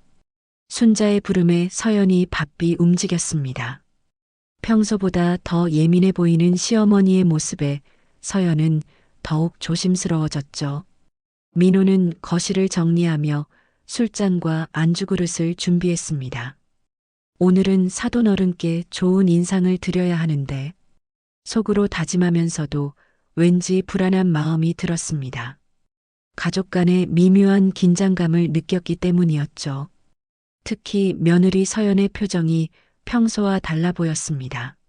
순자는 갈비찜 냄비 뚜껑을 열어보며 간을 맞춰봤습니다. 이 정도면 되겠네. 혼잣말을 중얼거리면서도 마음 한구석에는 걱정이 자리 잡고 있었습니다. 사돈 부부와는 그동안 큰 문제 없이 지내왔지만 언제나 서로 조심스러운 사이였거든요. 특히 오늘은 왠지 모르게 더 신경이 쓰였습니다. 서연은 김치를 그릇에 담으면서 손이 살짝 떨리는 것을 느꼈습니다. 마음속 깊이 숨겨둔 비밀이 오늘따라 더욱 무겁게 느껴졌거든요. 시어머니와 남편 앞에서는 물론이고 특히 사돈 부부 앞에서는 절대 들키면 안 되는 일이었습니다. 하지만 그 비밀은 점점 더 큰 부담이 되어가고 있었죠. 민호는 술병을 정리하면서 아버지가 돌아가신 이후 집안의 가장 역할에 대한 부담을 느꼈습니다. 어머니는 나이가 들어가고 집안의 체면을 지키는 것도 이제는 민호의 몫이었죠. 오늘만큼은 아무 일 없이 잘 지나갔으면 좋겠는데 속으로 간절히 바라면서도 불안한 예감을 떨쳐낼 수 없었습니다. 시간이 흐르면서 집안의 분위기는 점점 더 팽팽해졌습니다. 겉으로는 명절 준비로 분주해 보였지만 각자의 마음속에는 서로 다른 생각들이 자리 잡고 있었죠. 순자는 체면을 지켜야 한다는 부담감으로, 민호는 아들로서의 역할에 대한 압박감으로, 그리고 서연은 숨겨왔던 비밀에 대한 죄책감으로 무거운 마음을 달래고 있었습니다. 부엌 창문으로 들어오는 가을 햇살이 따뜻했지만 집안의 공기는 왠지 무거웠습니다. 평온해 보이는 추석 준비 뒤에는 각자가 감추고 있는 마음의 짐들이 있었고 곧 다가올 사돈들의 방문이 이 모든 것들을 어떻게 변화시킬지 아무도 예상하지 못하고 있었습니다. 정오가 되자 사돈 부부가 도착했습니다. 현관문이 열리며 사돈댁 아버지인 김태수와 어머니인 박영희가 들어섰죠. 안녕하세요, 사돈댁. 김태수의 우렁찬 목소리가 집안에 울려 퍼졌습니다. 순자는 앞치마를 벗으며 급히 나와 인사를 했습니다. 어서 오세요, 사돈어른. 먼 길 오시느라 고생 많으셨어요. 아이고, 무슨 고생이에요. 명절에 이렇게 만나니까 얼마나 좋은지 몰라요. 박영희도 환한 웃음을 지으며 순자의 손을 잡았습니다. 서연은 한복을 곱게 차려입고 정중하게 절을 올렸죠. 안녕하세요, 사돈어른. 하지만 서연의 목소리에는 미묘한 떨림이 섞여 있었습니다. 민호는 사돈들의 짐을 받아들며 거실로 안내했습니다. 어서 들어오세요. 어머니께서 정성껏 음식 준비하셨어요. 식탁 위에는 순자가 정성스럽게 준비한 음식들이 가득 차려져 있었습니다. 갈비찜, 각종 전류, 송편, 그리고 여러 가지 나물들이 색깔 맞춤하게 예쁘게 놓여 있었죠. 와, 사돈댁. 올해도 음식 솜씨가 여전하시네요. 이렇게 정성스럽게 준비해 주시다니. 김태수가 감탄하며 말했습니다. 순자는 겸손하게 웃으며 대답했죠. 별거 아니에요. 그냥 집에 있는 재료로 대충 차린 거예요. 하지만 속으로는 사돈들의 칭찬에 은근히 뿌듯해했습니다. 모두 식탁에 둘러앉았습니다. 김태수와 박영희는 상석에, 순자와 민호, 서연은 맞은편에 자리를 잡았죠. 자, 그럼 건배 한번 할까요? 민호가 술병을 들어올리며 말했습니다. 추석 명절 맞아서 온 가족이 이렇게 모이니까 참 좋네요. 술잔이 돌아가면서 분위기가 점점 화기애애해졌습니다. 김태수는 갈비찜을 한 젓가락 집어먹으며 엄지손가락을 치켜 세웠죠. 니야, 정말 맛있어요. 사돈댁 손맛은 정말 타고나신 것 같아요. 박영희도 송편을 먹으며 고개를 끄덕였습니다. 우리 서연이도 이런 솜씨 좀 배워야 할 텐데요. 서연은 어색하게 웃으며 고개를 숙였습니다. 사실 서연의 마음은 전혀 편하지 않았거든요. 김태수를 바라볼 때마다 가슴이 두근거렸고 몇 년 전의 기억들이 자꾸만 떠올랐습니다. 서연은 젓가락을 든 손이 떨리는 것을 느꼈죠. 서연아, 너도 술 한잔 해. 민호가 서연에게 술잔을 건넸습니다. 평소에는 별로 술을 권하지 않던 민호가 오늘은 왠지 술잔을 자주 올렸죠. 아마도 사돈들 앞에서 좋은 모습을 보이려는 마음에서였을 겁니다. 하지만 서연에게는 그 술잔이 무겁게 느껴졌습니다. 아, 저는 괜찮아요. 서연이 사양하려 했지만 민호는 고집을 부렸습니다. 명절인데 뭘 그래? 사돈 어른들도 계시는데 한 잔 정도는 받아야지. 민호의 목소리에는 평소보다 강압적인 느낌이 있었죠. 아마도 술이 조금 올라서 그런 것 같았습니다.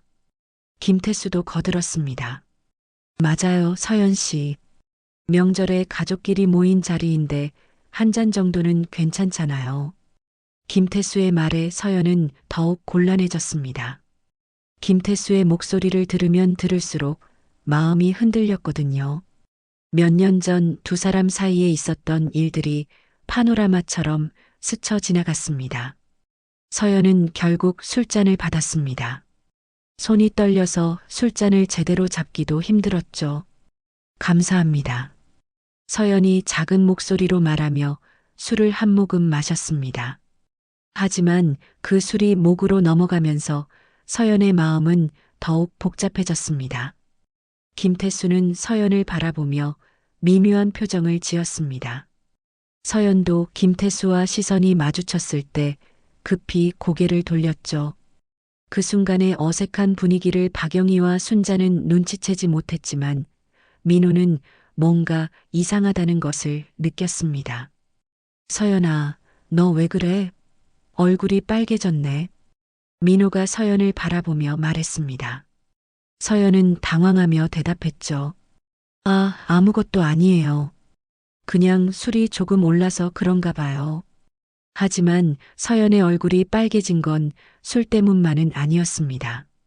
분위기가 점점 어색해지는 것을 느낀 순자가 화제를 돌렸습니다. 그나저나 요즘 경기가 많이 어렵다면서요? 사돈어른 사업은 어떠세요?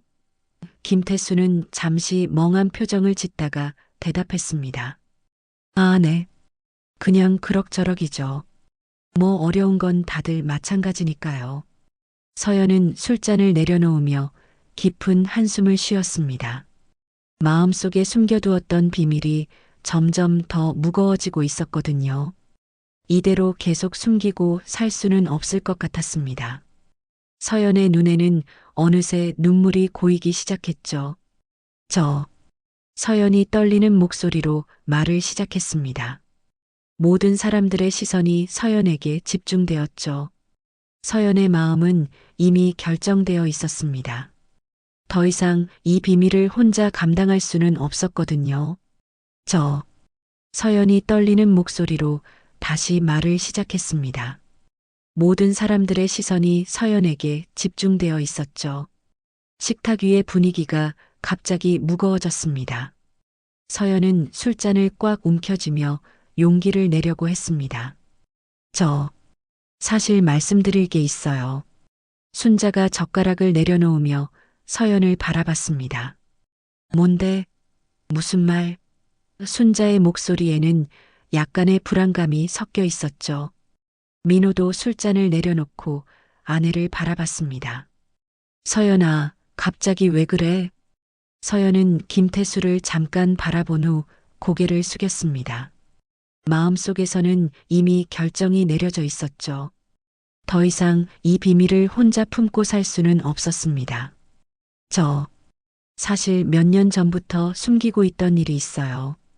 박영희가 고개를 갸우뚱하며 물었습니다. 무슨 일인데, 서연 씨?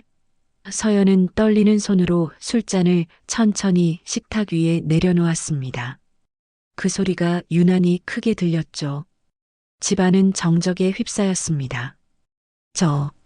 이 집에 시집 오기 전부터, 아니, 정확히는 시집 온 지 얼마 안 되었을 때부터 서연의 목소리가 점점 작아졌습니다. 하지만 다음 순간 서연은 고개를 들고 단호하게 말했죠. 사돈어른과 만나고 있었습니다. 순간 식탁 위가 얼어붙었습니다.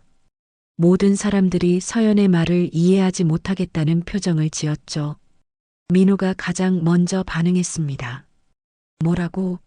무슨 소리야? 민호의 목소리가 떨렸습니다. 서연은 눈물을 참으며 계속 말했습니다. 김태수 아저씨와 저희가 사랑하는 사이였어요. 이 말과 함께 식탁 위의 모든 것이 멈춰버린 것 같았습니다. 젓가락 떨어지는 소리, 숨소리조차 들리지 않는 무서운 정적이 흘렀죠.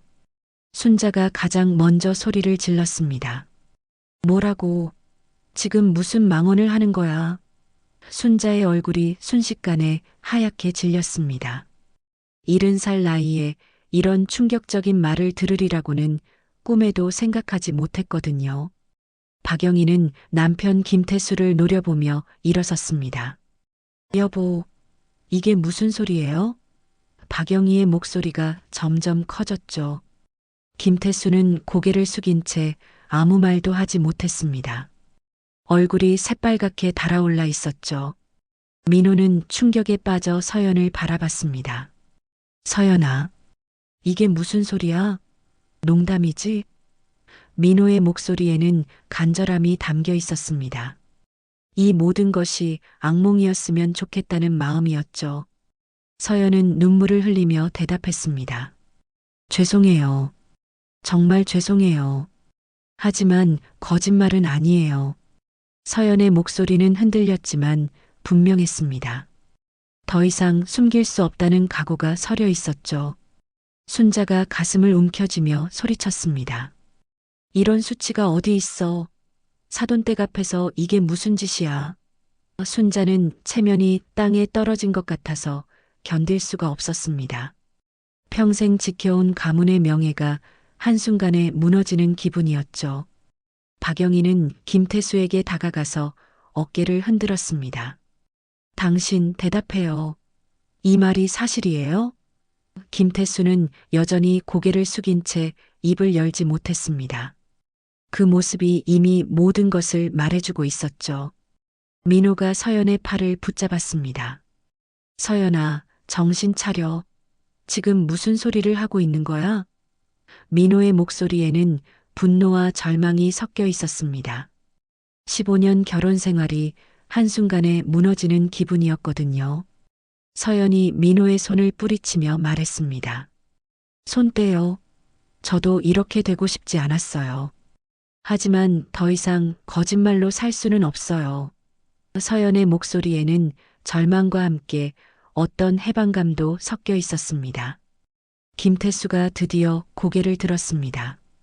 미안합니다. 정말 미안합니다. 김태수의 목소리는 간신히 들릴 정도로 작았죠. 박영희가 김태수의 뺨을 때렸습니다. 당신 이 바람둥이. 따기 소리가 집안에 크게 울려 퍼졌습니다. 순자는 어지러움을 느끼며 의자에 주저앉았습니다. 내가 이런 꼴을 보려고 살았단 말이냐? 순자의 목소리는 절망으로 가득 찼습니다. 평생 체면을 중시하며 살아온 순자에게는 견딜 수 없는 일이었죠. 민호는 주먹을 불끈 쥐며 김태수를 노려봤습니다. 사돈어른, 이게 진짜예요? 김태수는 고개를 끄덕였습니다. 죄송합니다. 변명할 여지가 없습니다. 김태수의 인정에 민호의 얼굴이 일그러졌죠. 서연이 일어서며 말했습니다. 저는 이제 떠나겠어요. 더 이상 이 집에 민폐를 끼칠 수는 없어요. 서연의 결심은 확고해 보였습니다. 오랫동안 짊어져온 죄책감에서 벗어나고 싶었던 것이죠. 박영희가 소리쳤습니다. 당신들 둘 다 정말 못됐어요. 가족을 이렇게 망가뜨려 놓고. 박영희의 목소리는 분노로 떨렸습니다. 자신의 남편이 며느리와 바람을 피웠다는 사실이 믿기지 않았거든요. 식탁 위의 음식들은 그대로 놓여 있었지만 아무도 젓가락을 들지 않았습니다. 한순간에 모든 것이 무너져 내린 기분이었죠. 평온했던 추석 오후가 악몽으로 변해버렸습니다. 식탁 위에 정적을 깬 것은 순자의 통곡 소리였습니다. 이런 수치가 어디 있습니까? 사돈댁 앞에서 이런 말을. 순자는 가슴을 치며 오열했습니다. 70평생 지켜온 체면이 한순간에 산산조각 나는 기분이었거든요. 박영희는 김태수를 향해 소리쳤습니다. 당신 정말 그런 거예요? 우리 며느리하고. 박영희의 목소리는 분노와 배신감으로 떨렸습니다. 김태수는 여전히 고개를 숙인 채 작은 목소리로 대답했죠. 여보, 미안해. 정말 미안해. 민호는 주먹을 꽉 쥔 채 김태수를 노려봤습니다. 사돈어른, 이게 진짜 사실이에요? 김태수가 고개를 끄덕이자 민호의 얼굴이 붉게 달아올랐습니다. 어떻게 이런 일이. 민호의 목소리는 분노로 떨렸죠. 서연은 눈물을 닦으며 일어섰습니다. 저는 더 이상 여기 있을 수 없어요. 서연이 현관 쪽으로 향하자 순자가 소리쳤습니다. 어디 가려고? 이 꼴을 만들어 놓고 그냥 가려고? 어머니, 저도 이렇게 되고 싶지 않았어요. 서연의 목소리에는 절망이 섞여 있었습니다. 하지만 더 이상 거짓말로 살 수는 없었어요. 매일매일이 지옥 같았거든요. 박영희가 서연에게 다가가서 소리쳤습니다. 지옥이 뭐예요? 당신이 우리 가정을 지옥으로 만들어 놓고. 박영희의 손이 서연의 뺨을 향해 날아갔지만 서연이 몸을 피했습니다. 민호가 서연의 팔을 붙잡았습니다. 서연아, 언제부터였어? 언제부터 사돈 어른과? 민호의 목소리는 간절했습니다. 진실을 알고 싶으면서도 듣기 싫은 복잡한 마음이었죠. 3년 전부터요. 서연이 떨리는 목소리로 대답했습니다. 처음에는 그냥 우연히 마주쳤는데 아저씨가 저를 이해해 주시더라고요. 이 집에서 느꼈던 외로움을, 아무도 몰라주는 서러움을. 순자가 가슴을 움켜쥐며 소리쳤습니다. 외로움이 뭐야? 외로움이 뭐야? 그게 바람 피울 이유가 되냐? 순자는 서연에 대한 원망과 함께 자신에 대한 자책감도 느꼈습니다. 혹시 자신이 며느리를 너무 냉대했던 것은 아닌지 하는 생각이 들었거든요. 김태수가 드디어 입을 열었습니다. 모든 게 제 잘못입니다. 서연 씨를 탓하지 마세요. 김태수의 목소리는 죄책감으로 무거웠습니다. 제가 먼저 다가간 겁니다. 박영희가 김태수를 향해 소리쳤습니다. 당신 지금까지 나를 속였다는 거예요? 30년 결혼 생활이 다 거짓이었다는 거예요? 박영희의 목소리에는 절망이 섞여 있었습니다. 민호는 서연을 바라보며 물었습니다. 그럼 우리 결혼 생활은 뭐였어? 15년이 다 가짜였다는 거야? 민호의 목소리는 점점 커졌습니다. 서연이 눈물을 흘리며 대답했습니다. 아니에요. 처음에는 진심이었어요. 하지만 시간이 지나면서 이 집에서 저는 투명인간 같았어요. 아무도 제 마음을 알아주지 않았어요. 순자가 분노하며 소리쳤습니다. 투명인간이 뭐야? 밥 해주고 빨래 해주고 그게 투명인간이야. 순자는 자신이 며느리를 위해 해준 것들을 생각하며 억울해했습니다. 어머니는 저를 며느리로만 보셨지 한 사람으로는 봐주지 않으셨어요. 서연의 목소리에는 오랫동안 쌓인 서러움이 담겨 있었습니다. 저도 사랑받고 싶었어요. 이해받고 싶었어요. 김태수가 박영희에게 무릎을 꿇었습니다. 여보, 미안해. 정말 미안해. 변명할 여지가 없어. 김태수의 눈에도 눈물이 고였습니다. 나도 모르게 서연 씨의 외로움에 이끌렸어. 박영희가 김태수를 발로 찼습니다. 당신 같은 사람하고는 더 이상 못 살아요. 이혼해요. 박영희의 분노는 하늘을 찔렀습니다. 평생 믿고 살아온 남편이 며느리와 바람을 피웠다는 사실이 받아들여지지 않았거든요. 민호도 서연에게 소리쳤습니다. 너 같은 여자는 이 집에 발붙일 자격 없어. 당장 나가. 민호의 분노는 극에 달했습니다. 사랑했던 아내가 자신을 배신했다는 충격과 함께 사돈 앞에서 당한 수모가 견딜 수 없었죠. 서연이 흐느끼며 말했습니다. 알았어요. 나갈게요. 하지만 저도 행복하고 싶었을 뿐이에요. 서연은 현관으로 향했습니다. 더 이상 이 집에 있을 수는 없었거든요. 순자는 소파에 주저앉으며 중얼거렸습니다. 내가 뭘 잘못했길래 이런 일이. 순자는 자신의 인생이 한순간에 무너지는 기분이었습니다. 체면을 중시하며 살아온 평생이 무의미해진 것 같았죠. 박영희가 가방을 들며 일어섰습니다. 저도 가겠어요. 이런 집에 더 이상 있을 수 없어요. 박영희는 김태수를 한 번 더 노려본 후 현관으로 향했습니다. 식탁 위의 음식들은 그대로 남아 있었지만 아무도 건드리지 않았습니다. 추석 명절의 따뜻한 분위기는 온데간데 없이 사라지고 집안에는 절망과 분노만이 가득했습니다. 한 가족의 비밀이 폭로되면서 모든 관계가 산산조각 나고 있었죠. 박영희가 현관문을 박차고 나가면서 집안은 완전한 아수라장이 되었습니다. 당신 같은 사람하고는 한시도 더 못 살겠어요. 박영희의 마지막 외침이 집안에 메아리 쳤죠. 김태수는 아내를 붙잡으려 했지만 박영희는 뿌리치고 나가버렸습니다. 서연도 눈물을 흘리며 현관 쪽으로 향했습니다. 저는 정말 가겠어요. 서연의 목소리는 흔들렸지만 결심은 확고해 보였습니다. 민호가 서연의 팔을 붙잡으며 소리쳤죠. 어디 가려고? 이 꼴 만들어 놓고 그냥 가려고? 놓아줘요. 더 이상 여기 있으면 모두가 힘들어져요. 서연이 민호의 손을 뿌리치며 말했습니다.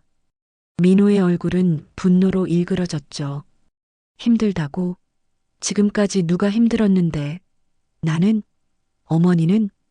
김태수는 무릎을 꿇은 채로 박영희가 나간 현관문을 바라보고 있었습니다.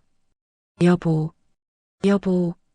김태수가 아내를 부르며 일어나려 했지만 다리에 힘이 들어가지 않았습니다. 죄책감과 절망감이 김태수를 짓누르고 있었거든요. 순자는 소파에 앉아 가슴을 움켜쥐고 있었습니다. 아이고, 내가 이 꼴 보려고 평생을 살았단 말이냐. 순자의 목소리는 절망으로 가득했습니다. 갑자기 가슴이 답답해지면서 숨이 가빠졌죠. 어머니. 민호가 순자의 상태를 보고 깜짝 놀랐습니다. 순자의 얼굴이 새하얗게 질려 있었거든요. 어머니, 괜찮으세요? 민호가 순자를 부축하려 했지만 순자는 몸을 가누지 못했습니다. 서연이 순자의 모습을 보고 발걸음을 멈췄습니다. 어머니. 서연의 목소리에는 걱정이 섞여 있었지만 민호가 소리쳤죠. 너는 꺼져. 어머니가 이렇게 된 게 다 너 때문이야. 순자가 가슴을 붙잡으며 쓰러졌습니다. 아이고, 숨이 안 쉬어져. 민호가 급히 순자를 소파에 눕히며 물을 가져왔습니다. 어머니, 정신 차리세요. 김태수도 순자의 상태를 보고 걱정스러운 표정을 지었습니다. 병원에 가셔야 할 것 같은데요. 하지만 민호는 김태수를 노려보며 소리쳤죠. 당신이 뭔데 걱정해요. 어머니가 이렇게 된 게 다 당신 때문이라고요. 서연이 다가오려 했지만 민호가 손을 저었습니다. 가라고. 당신 얼굴만 봐도 어머니가 더 화나실 거야. 서연은 발을 동동 구르며 어쩔 줄 몰라 했습니다. 시어머니가 쓰러진 것이 자신 때문이라는 죄책감이 몰려왔거든요. 순자가 간신히 정신을 차리며 중얼거렸습니다. 내가 뭘 잘못했길래 하늘이 이렇게 벌을 주나. 순자의 목소리는 원망과 절망으로 가득했습니다. 평생 착하게 살려고 노력했는데 이런 수치를 당해야 하는지 이해할 수 없었거든요. 김태수가 조심스럽게 말했습니다. 사돈댁, 정말 죄송합니다. 모든 게 제 잘못입니다. 하지만 순자는 김태수를 바라보지도 않았습니다. 김태수의 존재 자체가 치욕스러웠거든요. 민호는 서연을 향해 분노를 폭발시켰습니다. 너 정말 어떻게 이런 짓을 할 수 있어? 15년 동안 나와 함께 살면서 어떻게 해? 민호의 목소리는 분노와 절망으로 떨렸습니다. 서연이 눈물을 흘리며 대답했습니다. 미안해요. 정말 미안해요. 하지만 저도 사람이에요. 저도 사랑받고 싶었어요. 서연의 목소리에는 오랫동안 억눌렸던 감정이 터져나왔습니다. 사랑이 뭐야? 사랑이 뭐야? 순자가 소파에서 일어나며 소리쳤습니다. 그게 집안을 망가뜨릴 이유가 되냐? 체면이 뭐가 되냐? 순자의 분노는 하늘을 찔렀습니다. 김태수가 일어서며 말했습니다. 저는 이제 가보겠습니다. 더 이상 여기 있으면 안 될 것 같아서요. 김태수의 목소리는 죄책감으로 무거웠지만 민호가 소리쳤죠. 가요. 당장 가요. 다시는 우리 앞에 나타나지 마세요. 서연도 현관으로 향하며 말했습니다. 저도 이제 정말 가겠어요. 어머니, 정말 죄송해요. 서연이 마지막으로 순자에게 인사하려 했지만 순자는 고개를 돌렸습니다. 민호가 서연을 붙잡으며 소리쳤습니다. 가기 전에 대답해. 우리 결혼 생활이 뭐였어? 전부 다 거짓말이었어? 민호의 목소리에는 간절함이 섞여 있었습니다. 처음에는 진심이었어요. 하지만 시간이 지나면서 서연이 말을 끝내지 못하고 흐느꼈습니다.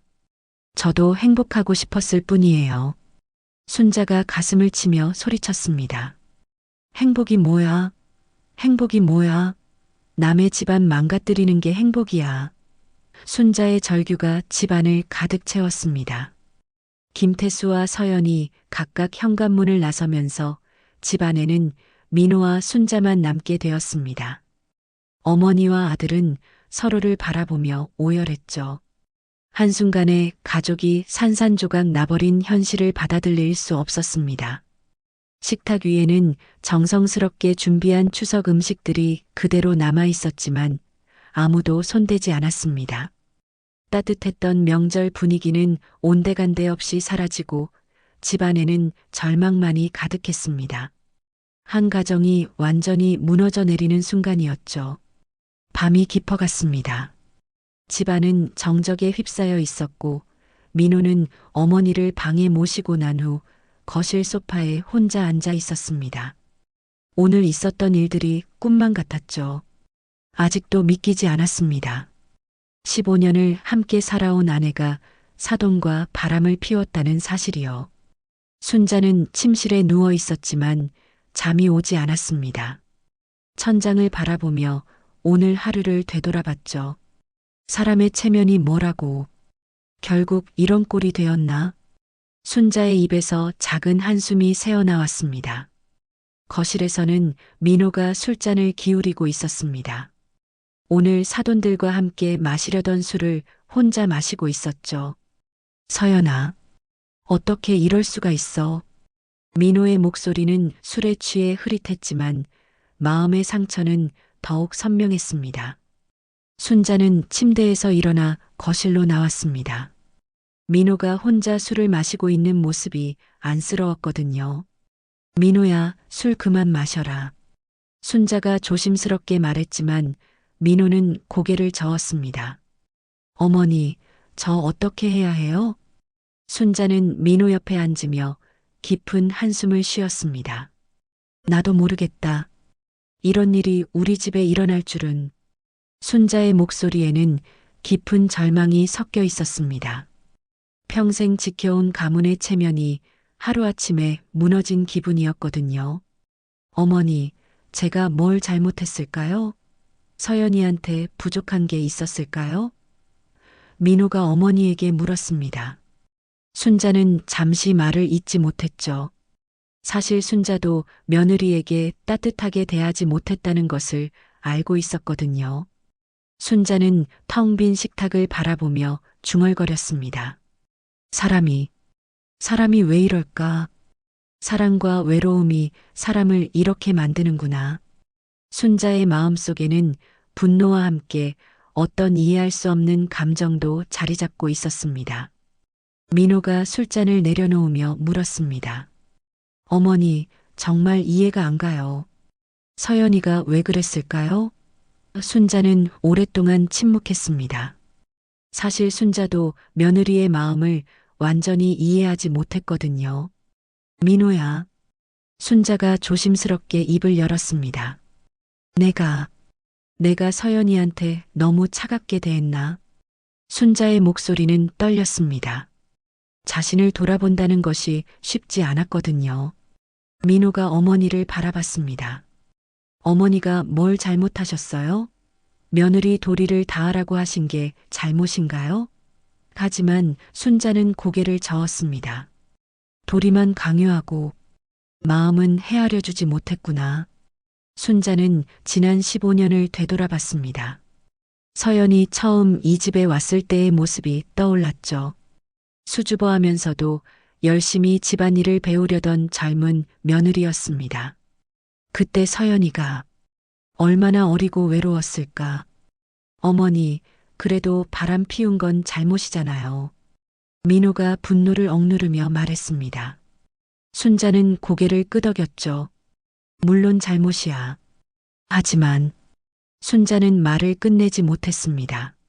순자의 마음속에는 복잡한 감정들이 얽혀 있었습니다. 며느리에 대한 분노와 함께 자신에 대한 자책감도 있었거든요. 내가 조금이라도 따뜻했더라면 서연이가 다른 곳에서 위로를 찾지 않았을까? 민호는 어머니의 말을 듣고 있었지만 여전히 분노가 가라앉지 않았습니다. 어머니, 그래도 우리를 배신한 건 사실이에요. 15년 동안 거짓말을 한 거잖아요. 순자는 눈물을 흘리며 말했습니다. 그래, 배신이야. 하지만 서연이도 사람이야. 사람은 사랑받고 싶어 하는 거야. 순자의 목소리에는 깊은 깨달음이 섞여 있었습니다. 내가 서연이를 며느리로만 봤지 한 사람으로는 보지 못했구나. 순자는 자신의 잘못을 인정하기 시작했습니다. 항상 집안일만 시키고 아들만 챙기라고 하고 서연이 자신의 꿈이나 감정은 무시했지. 민호도 점점 술이 깨면서 생각에 잠겼습니다. 저도 서연이한테 관심이 부족했나 봐요. 회사 일만 신경 쓰고 집에 와서도 어머니 눈치만 보고 민호의 목소리에도 후회가 섞이기 시작했습니다. 순자는 식탁 위에 차가워진 음식들을 바라봤습니다. 이 모든 음식을 누구를 위해 준비했을까? 체면을 위해서? 사랑을 위해서? 순자는 자신이 그동안 무엇을 위해 살아왔는지 의문이 들었습니다. 어머니, 민호가 조심스럽게 말했습니다. 그럼 서연이를 용서해야 하는 건가요? 순자는 오랫동안 침묵했습니다. 용서와 분노 사이에서 갈등했거든요. 용서. 순자가 중얼거렸습니다. 용서가 쉬운 일인가? 하지만 원망만 하고 산다고 해서 달라지는 게 있을까? 순자는 자신의 마음을 정리하려고 노력했습니다. 순자는 민호의 손을 잡았습니다. 민호야, 우리도 잘못이 있었어. 서연이를 이해하려고 노력하지 않았어. 민호는 어머니의 말에 고개를 끄덕였지만 여전히 마음이 복잡했습니다. 밤은 더욱 깊어갔고 어머니와 아들은 서로의 상처를 어루만지며 앉아 있었습니다. 오늘 있었던 일들이 모든 것을 바꿔놓았지만 동시에 그들에게 깨달음도 주었습니다. 진정한 가족이 되기 위해서는 서로를 이해하고 사랑해야 한다는 것을요. 사흘이 지났습니다. 그동안 집안은 무거운 침묵에 휩싸여 있었죠. 민호는 회사에 가지도 못하고 집에서 멍하니 시간을 보냈고 순자는 며느리가 떠난 집을 정리하며 복잡한 마음을 달래고 있었습니다. 오늘 오후 서연이 집으로 돌아왔습니다. 하지만 짐을 가지러 온 것이었죠. 들어가도 될까요? 서연이 현관에서 조심스럽게 물었습니다. 민호는 서연을 보자마자 분노가 치밀어 올랐지만 어머니 때문에 참았습니다. 순자가 거실에서 나와 서연을 바라봤습니다. 들어와라. 순자의 목소리는 차가웠지만 예전처럼 날카롭지는 않았습니다. 서연은 조심스럽게 집 안으로 들어왔죠. 짐만 가져가고 갈게요. 서연이 작은 목소리로 말했습니다. 민호가 팔짱을 끼고 서연을 노려봤죠. 그래, 빨리 가져가고 꺼져. 민호의 목소리에는 여전히 분노가 섞여 있었습니다. 서연이 방으로 들어가 짐을 챙기기 시작했습니다. 15년 동안 모은 물건들이 생각보다 많지 않았죠. 옷가지 몇 벌과 개인용품들이 전부였습니다. 서연은 짐을 싸면서 눈물을 흘렸습니다. 순자가 서연의 방 앞에 서서 바라봤습니다. 다 가져가냐? 순자가 물었죠. 서연은 고개를 끄덕였습니다. 네, 필요한 것만 가져갈게요. 서연의 목소리는 떨렸습니다. 민호가 거실에서 소리쳤습니다. 빨리 좀 해. 보기 싫어. 하지만 순자가 민호를 제지했죠. 조용히 해라. 사람이 떠나는데 그렇게 하는 게 아니야. 순자의 말에 민호는 입을 다물었습니다. 서연이 짐을 다 싸고 거실로 나왔습니다. 가방 2개가 전부였죠. 이제 정말 가겠어요. 서연이 마지막 인사를 하려고 했습니다. 민호는 서연을 바라보지도 않았습니다. 잠깐. 순자가 서연을 불렀습니다. 서연이 순자를 바라봤죠. 어머니.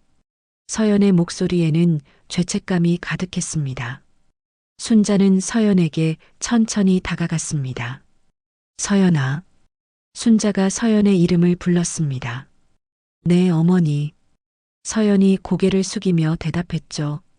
순자는 잠시 망설이다가 입을 열었습니다. 내가 너한테 미안하다. 서연이 깜짝 놀라며 고개를 들었습니다.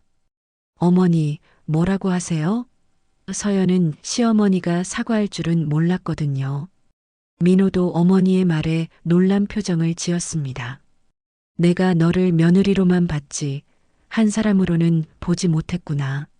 순자의 목소리에는 깊은 후회가 섞여 있었습니다.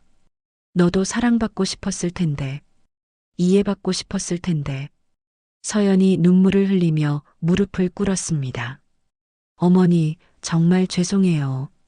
저도 어떻게 해야 할지 몰랐어요. 서연의 목소리는 흔들렸습니다. 이 집에서 저는 정말 외로웠어요. 순자가 서연의 손을 잡았습니다. 내 잘못만은 아니구나. 다 우리 어른들이 만든 굴레 탓이다. 순자의 눈에도 눈물이 고였습니다. 체면만 생각하고 마음은 헤아리지 못했어. 민호가 두 사람을 바라보며 복잡한 표정을 지었습니다. 분노는 여전했지만 어머니와 아내의 모습을 보니 마음이 흔들렸거든요. 어머니. 민호가 조심스럽게 불렀습니다. 순자가 민호를 바라봤습니다. 민호야, 너도 서연이한테 할 말 있잖아. 민호는 잠시 망설이다가 서연에게 다가갔습니다. 서연아.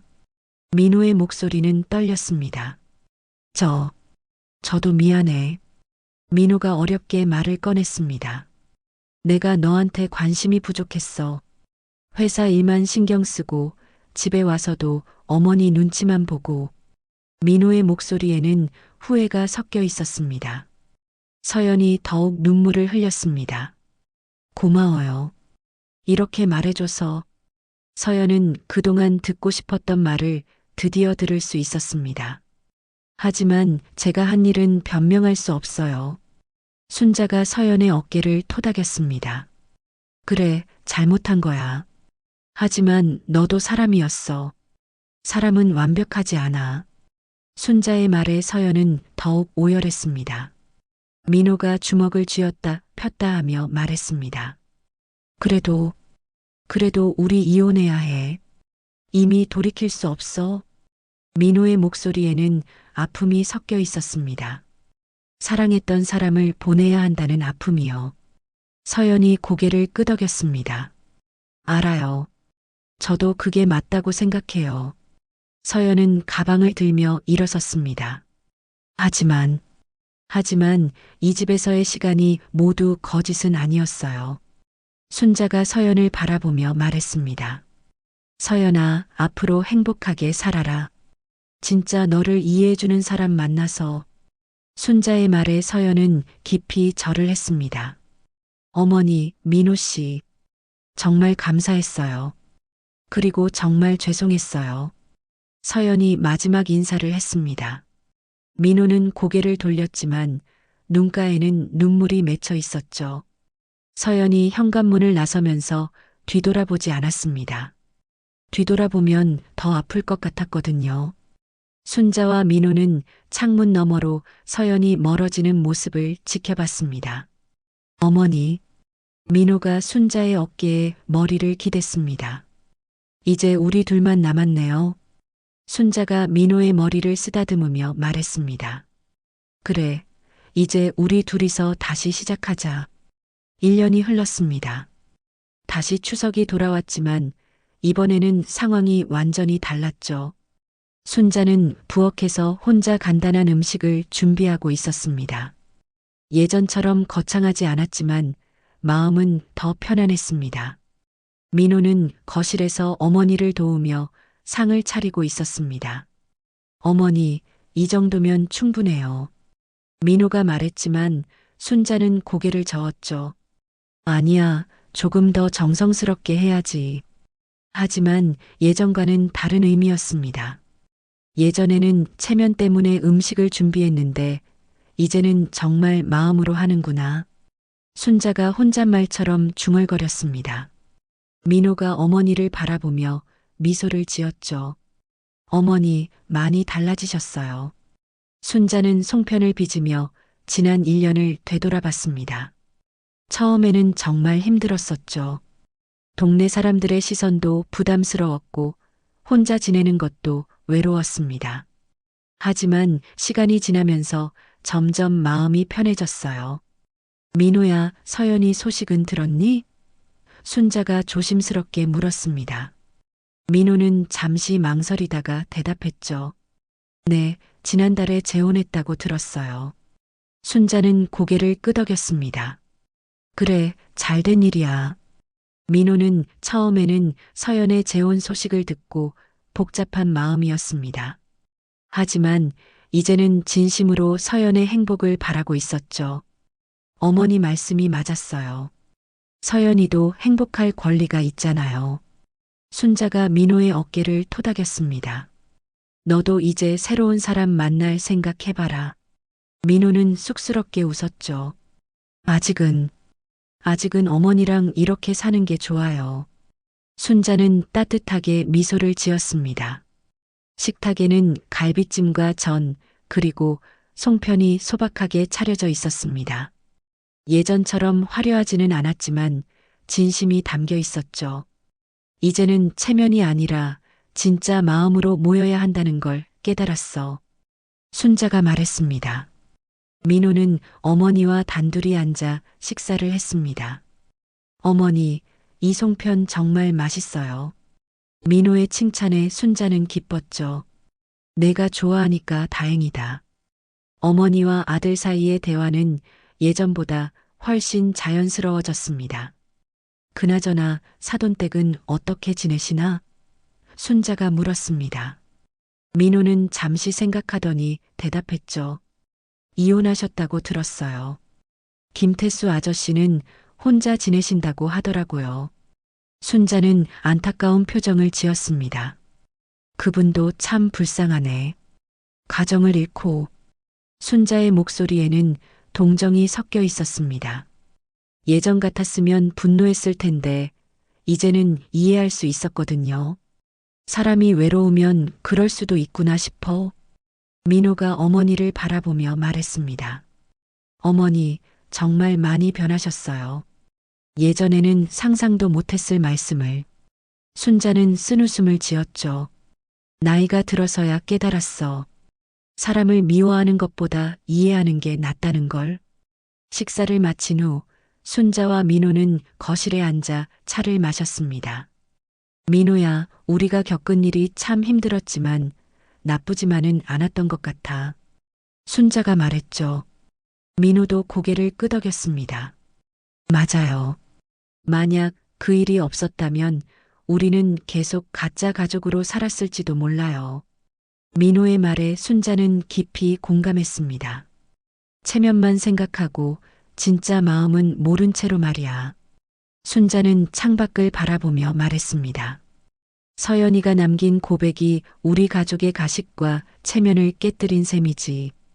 처음에는 분노했지만 이제 생각해보니 그것도 필요한 일이었어. 순자의 목소리에는 깨달음이 담겨 있었습니다. 민호가 어머니의 손을 잡았습니다. 어머니, 앞으로는 정말 솔직하게 살아요. 체면 때문에 힘들어하지 말고요. 순자는 민호의 손을 꽉 잡았죠. 그래, 이제는 진짜 우리가 되자. 저녁이 되자 순자와 민호는 함께 설거지를 했습니다. 예전에는 며느리 혼자 하던 일이었지만 이제는 함께 했죠. 이렇게 하니까 더 좋네요. 민호가 말했습니다. 그래, 가족이 함께 하는 게 맞아. 밤이 깊어가면서 순자는 일기를 쓰기 시작했습니다. 오늘도 민호와 평화로운 하루를 보냈다. 예전 같았으면 상상도 못했을 일들이지만 이제는 이런 소소한 행복이 진짜 행복이라는 걸 안다. 민호는 자신의 방에서 책을 읽고 있었습니다. 요즘 들어 독서에 관심이 생겼거든요. 사람의 마음에 대한 책들을 읽으니까 서연이의 마음도 조금 이해가 돼. 민호는 혼잣말을 했습니다. 다음 날 아침 순자는 평소보다 일찍 일어나 산책을 나갔습니다. 동네 할머니들과 만나서 이야기를 나누는 것이 요즘의 낙이었죠. 순자 씨, 요즘 많이 밝아지셨네요. 이웃의 말에 순자는 미소를 지었습니다. 힘든 일을 겪고 나니까 오히려 마음이 편해졌어요. 이상하죠? 순자의 말에 이웃들도 고개를 끄덕였습니다. 그런 일이 있어야 진짜 깨닫게 되는 거예요. 집으로 돌아온 순자는 민호가 아침을 준비하고 있는 모습을 봤습니다. 어머니, 다녀오셨어요? 민호의 밝은 인사에 순자는 흐뭇해했죠. 우리 아들이 이렇게 살림을 잘하다니. 비극 같던 그 사건은 결국 순자와 민호가 서로를 다시 바라보게 하는 시작이었습니다. 가식과 체면을 벗어던지고 진짜 가족의 의미를 찾게 해준 소중한 경험이었죠. 이제 이들의 새로운 시작이 펼쳐지고 있었습니다.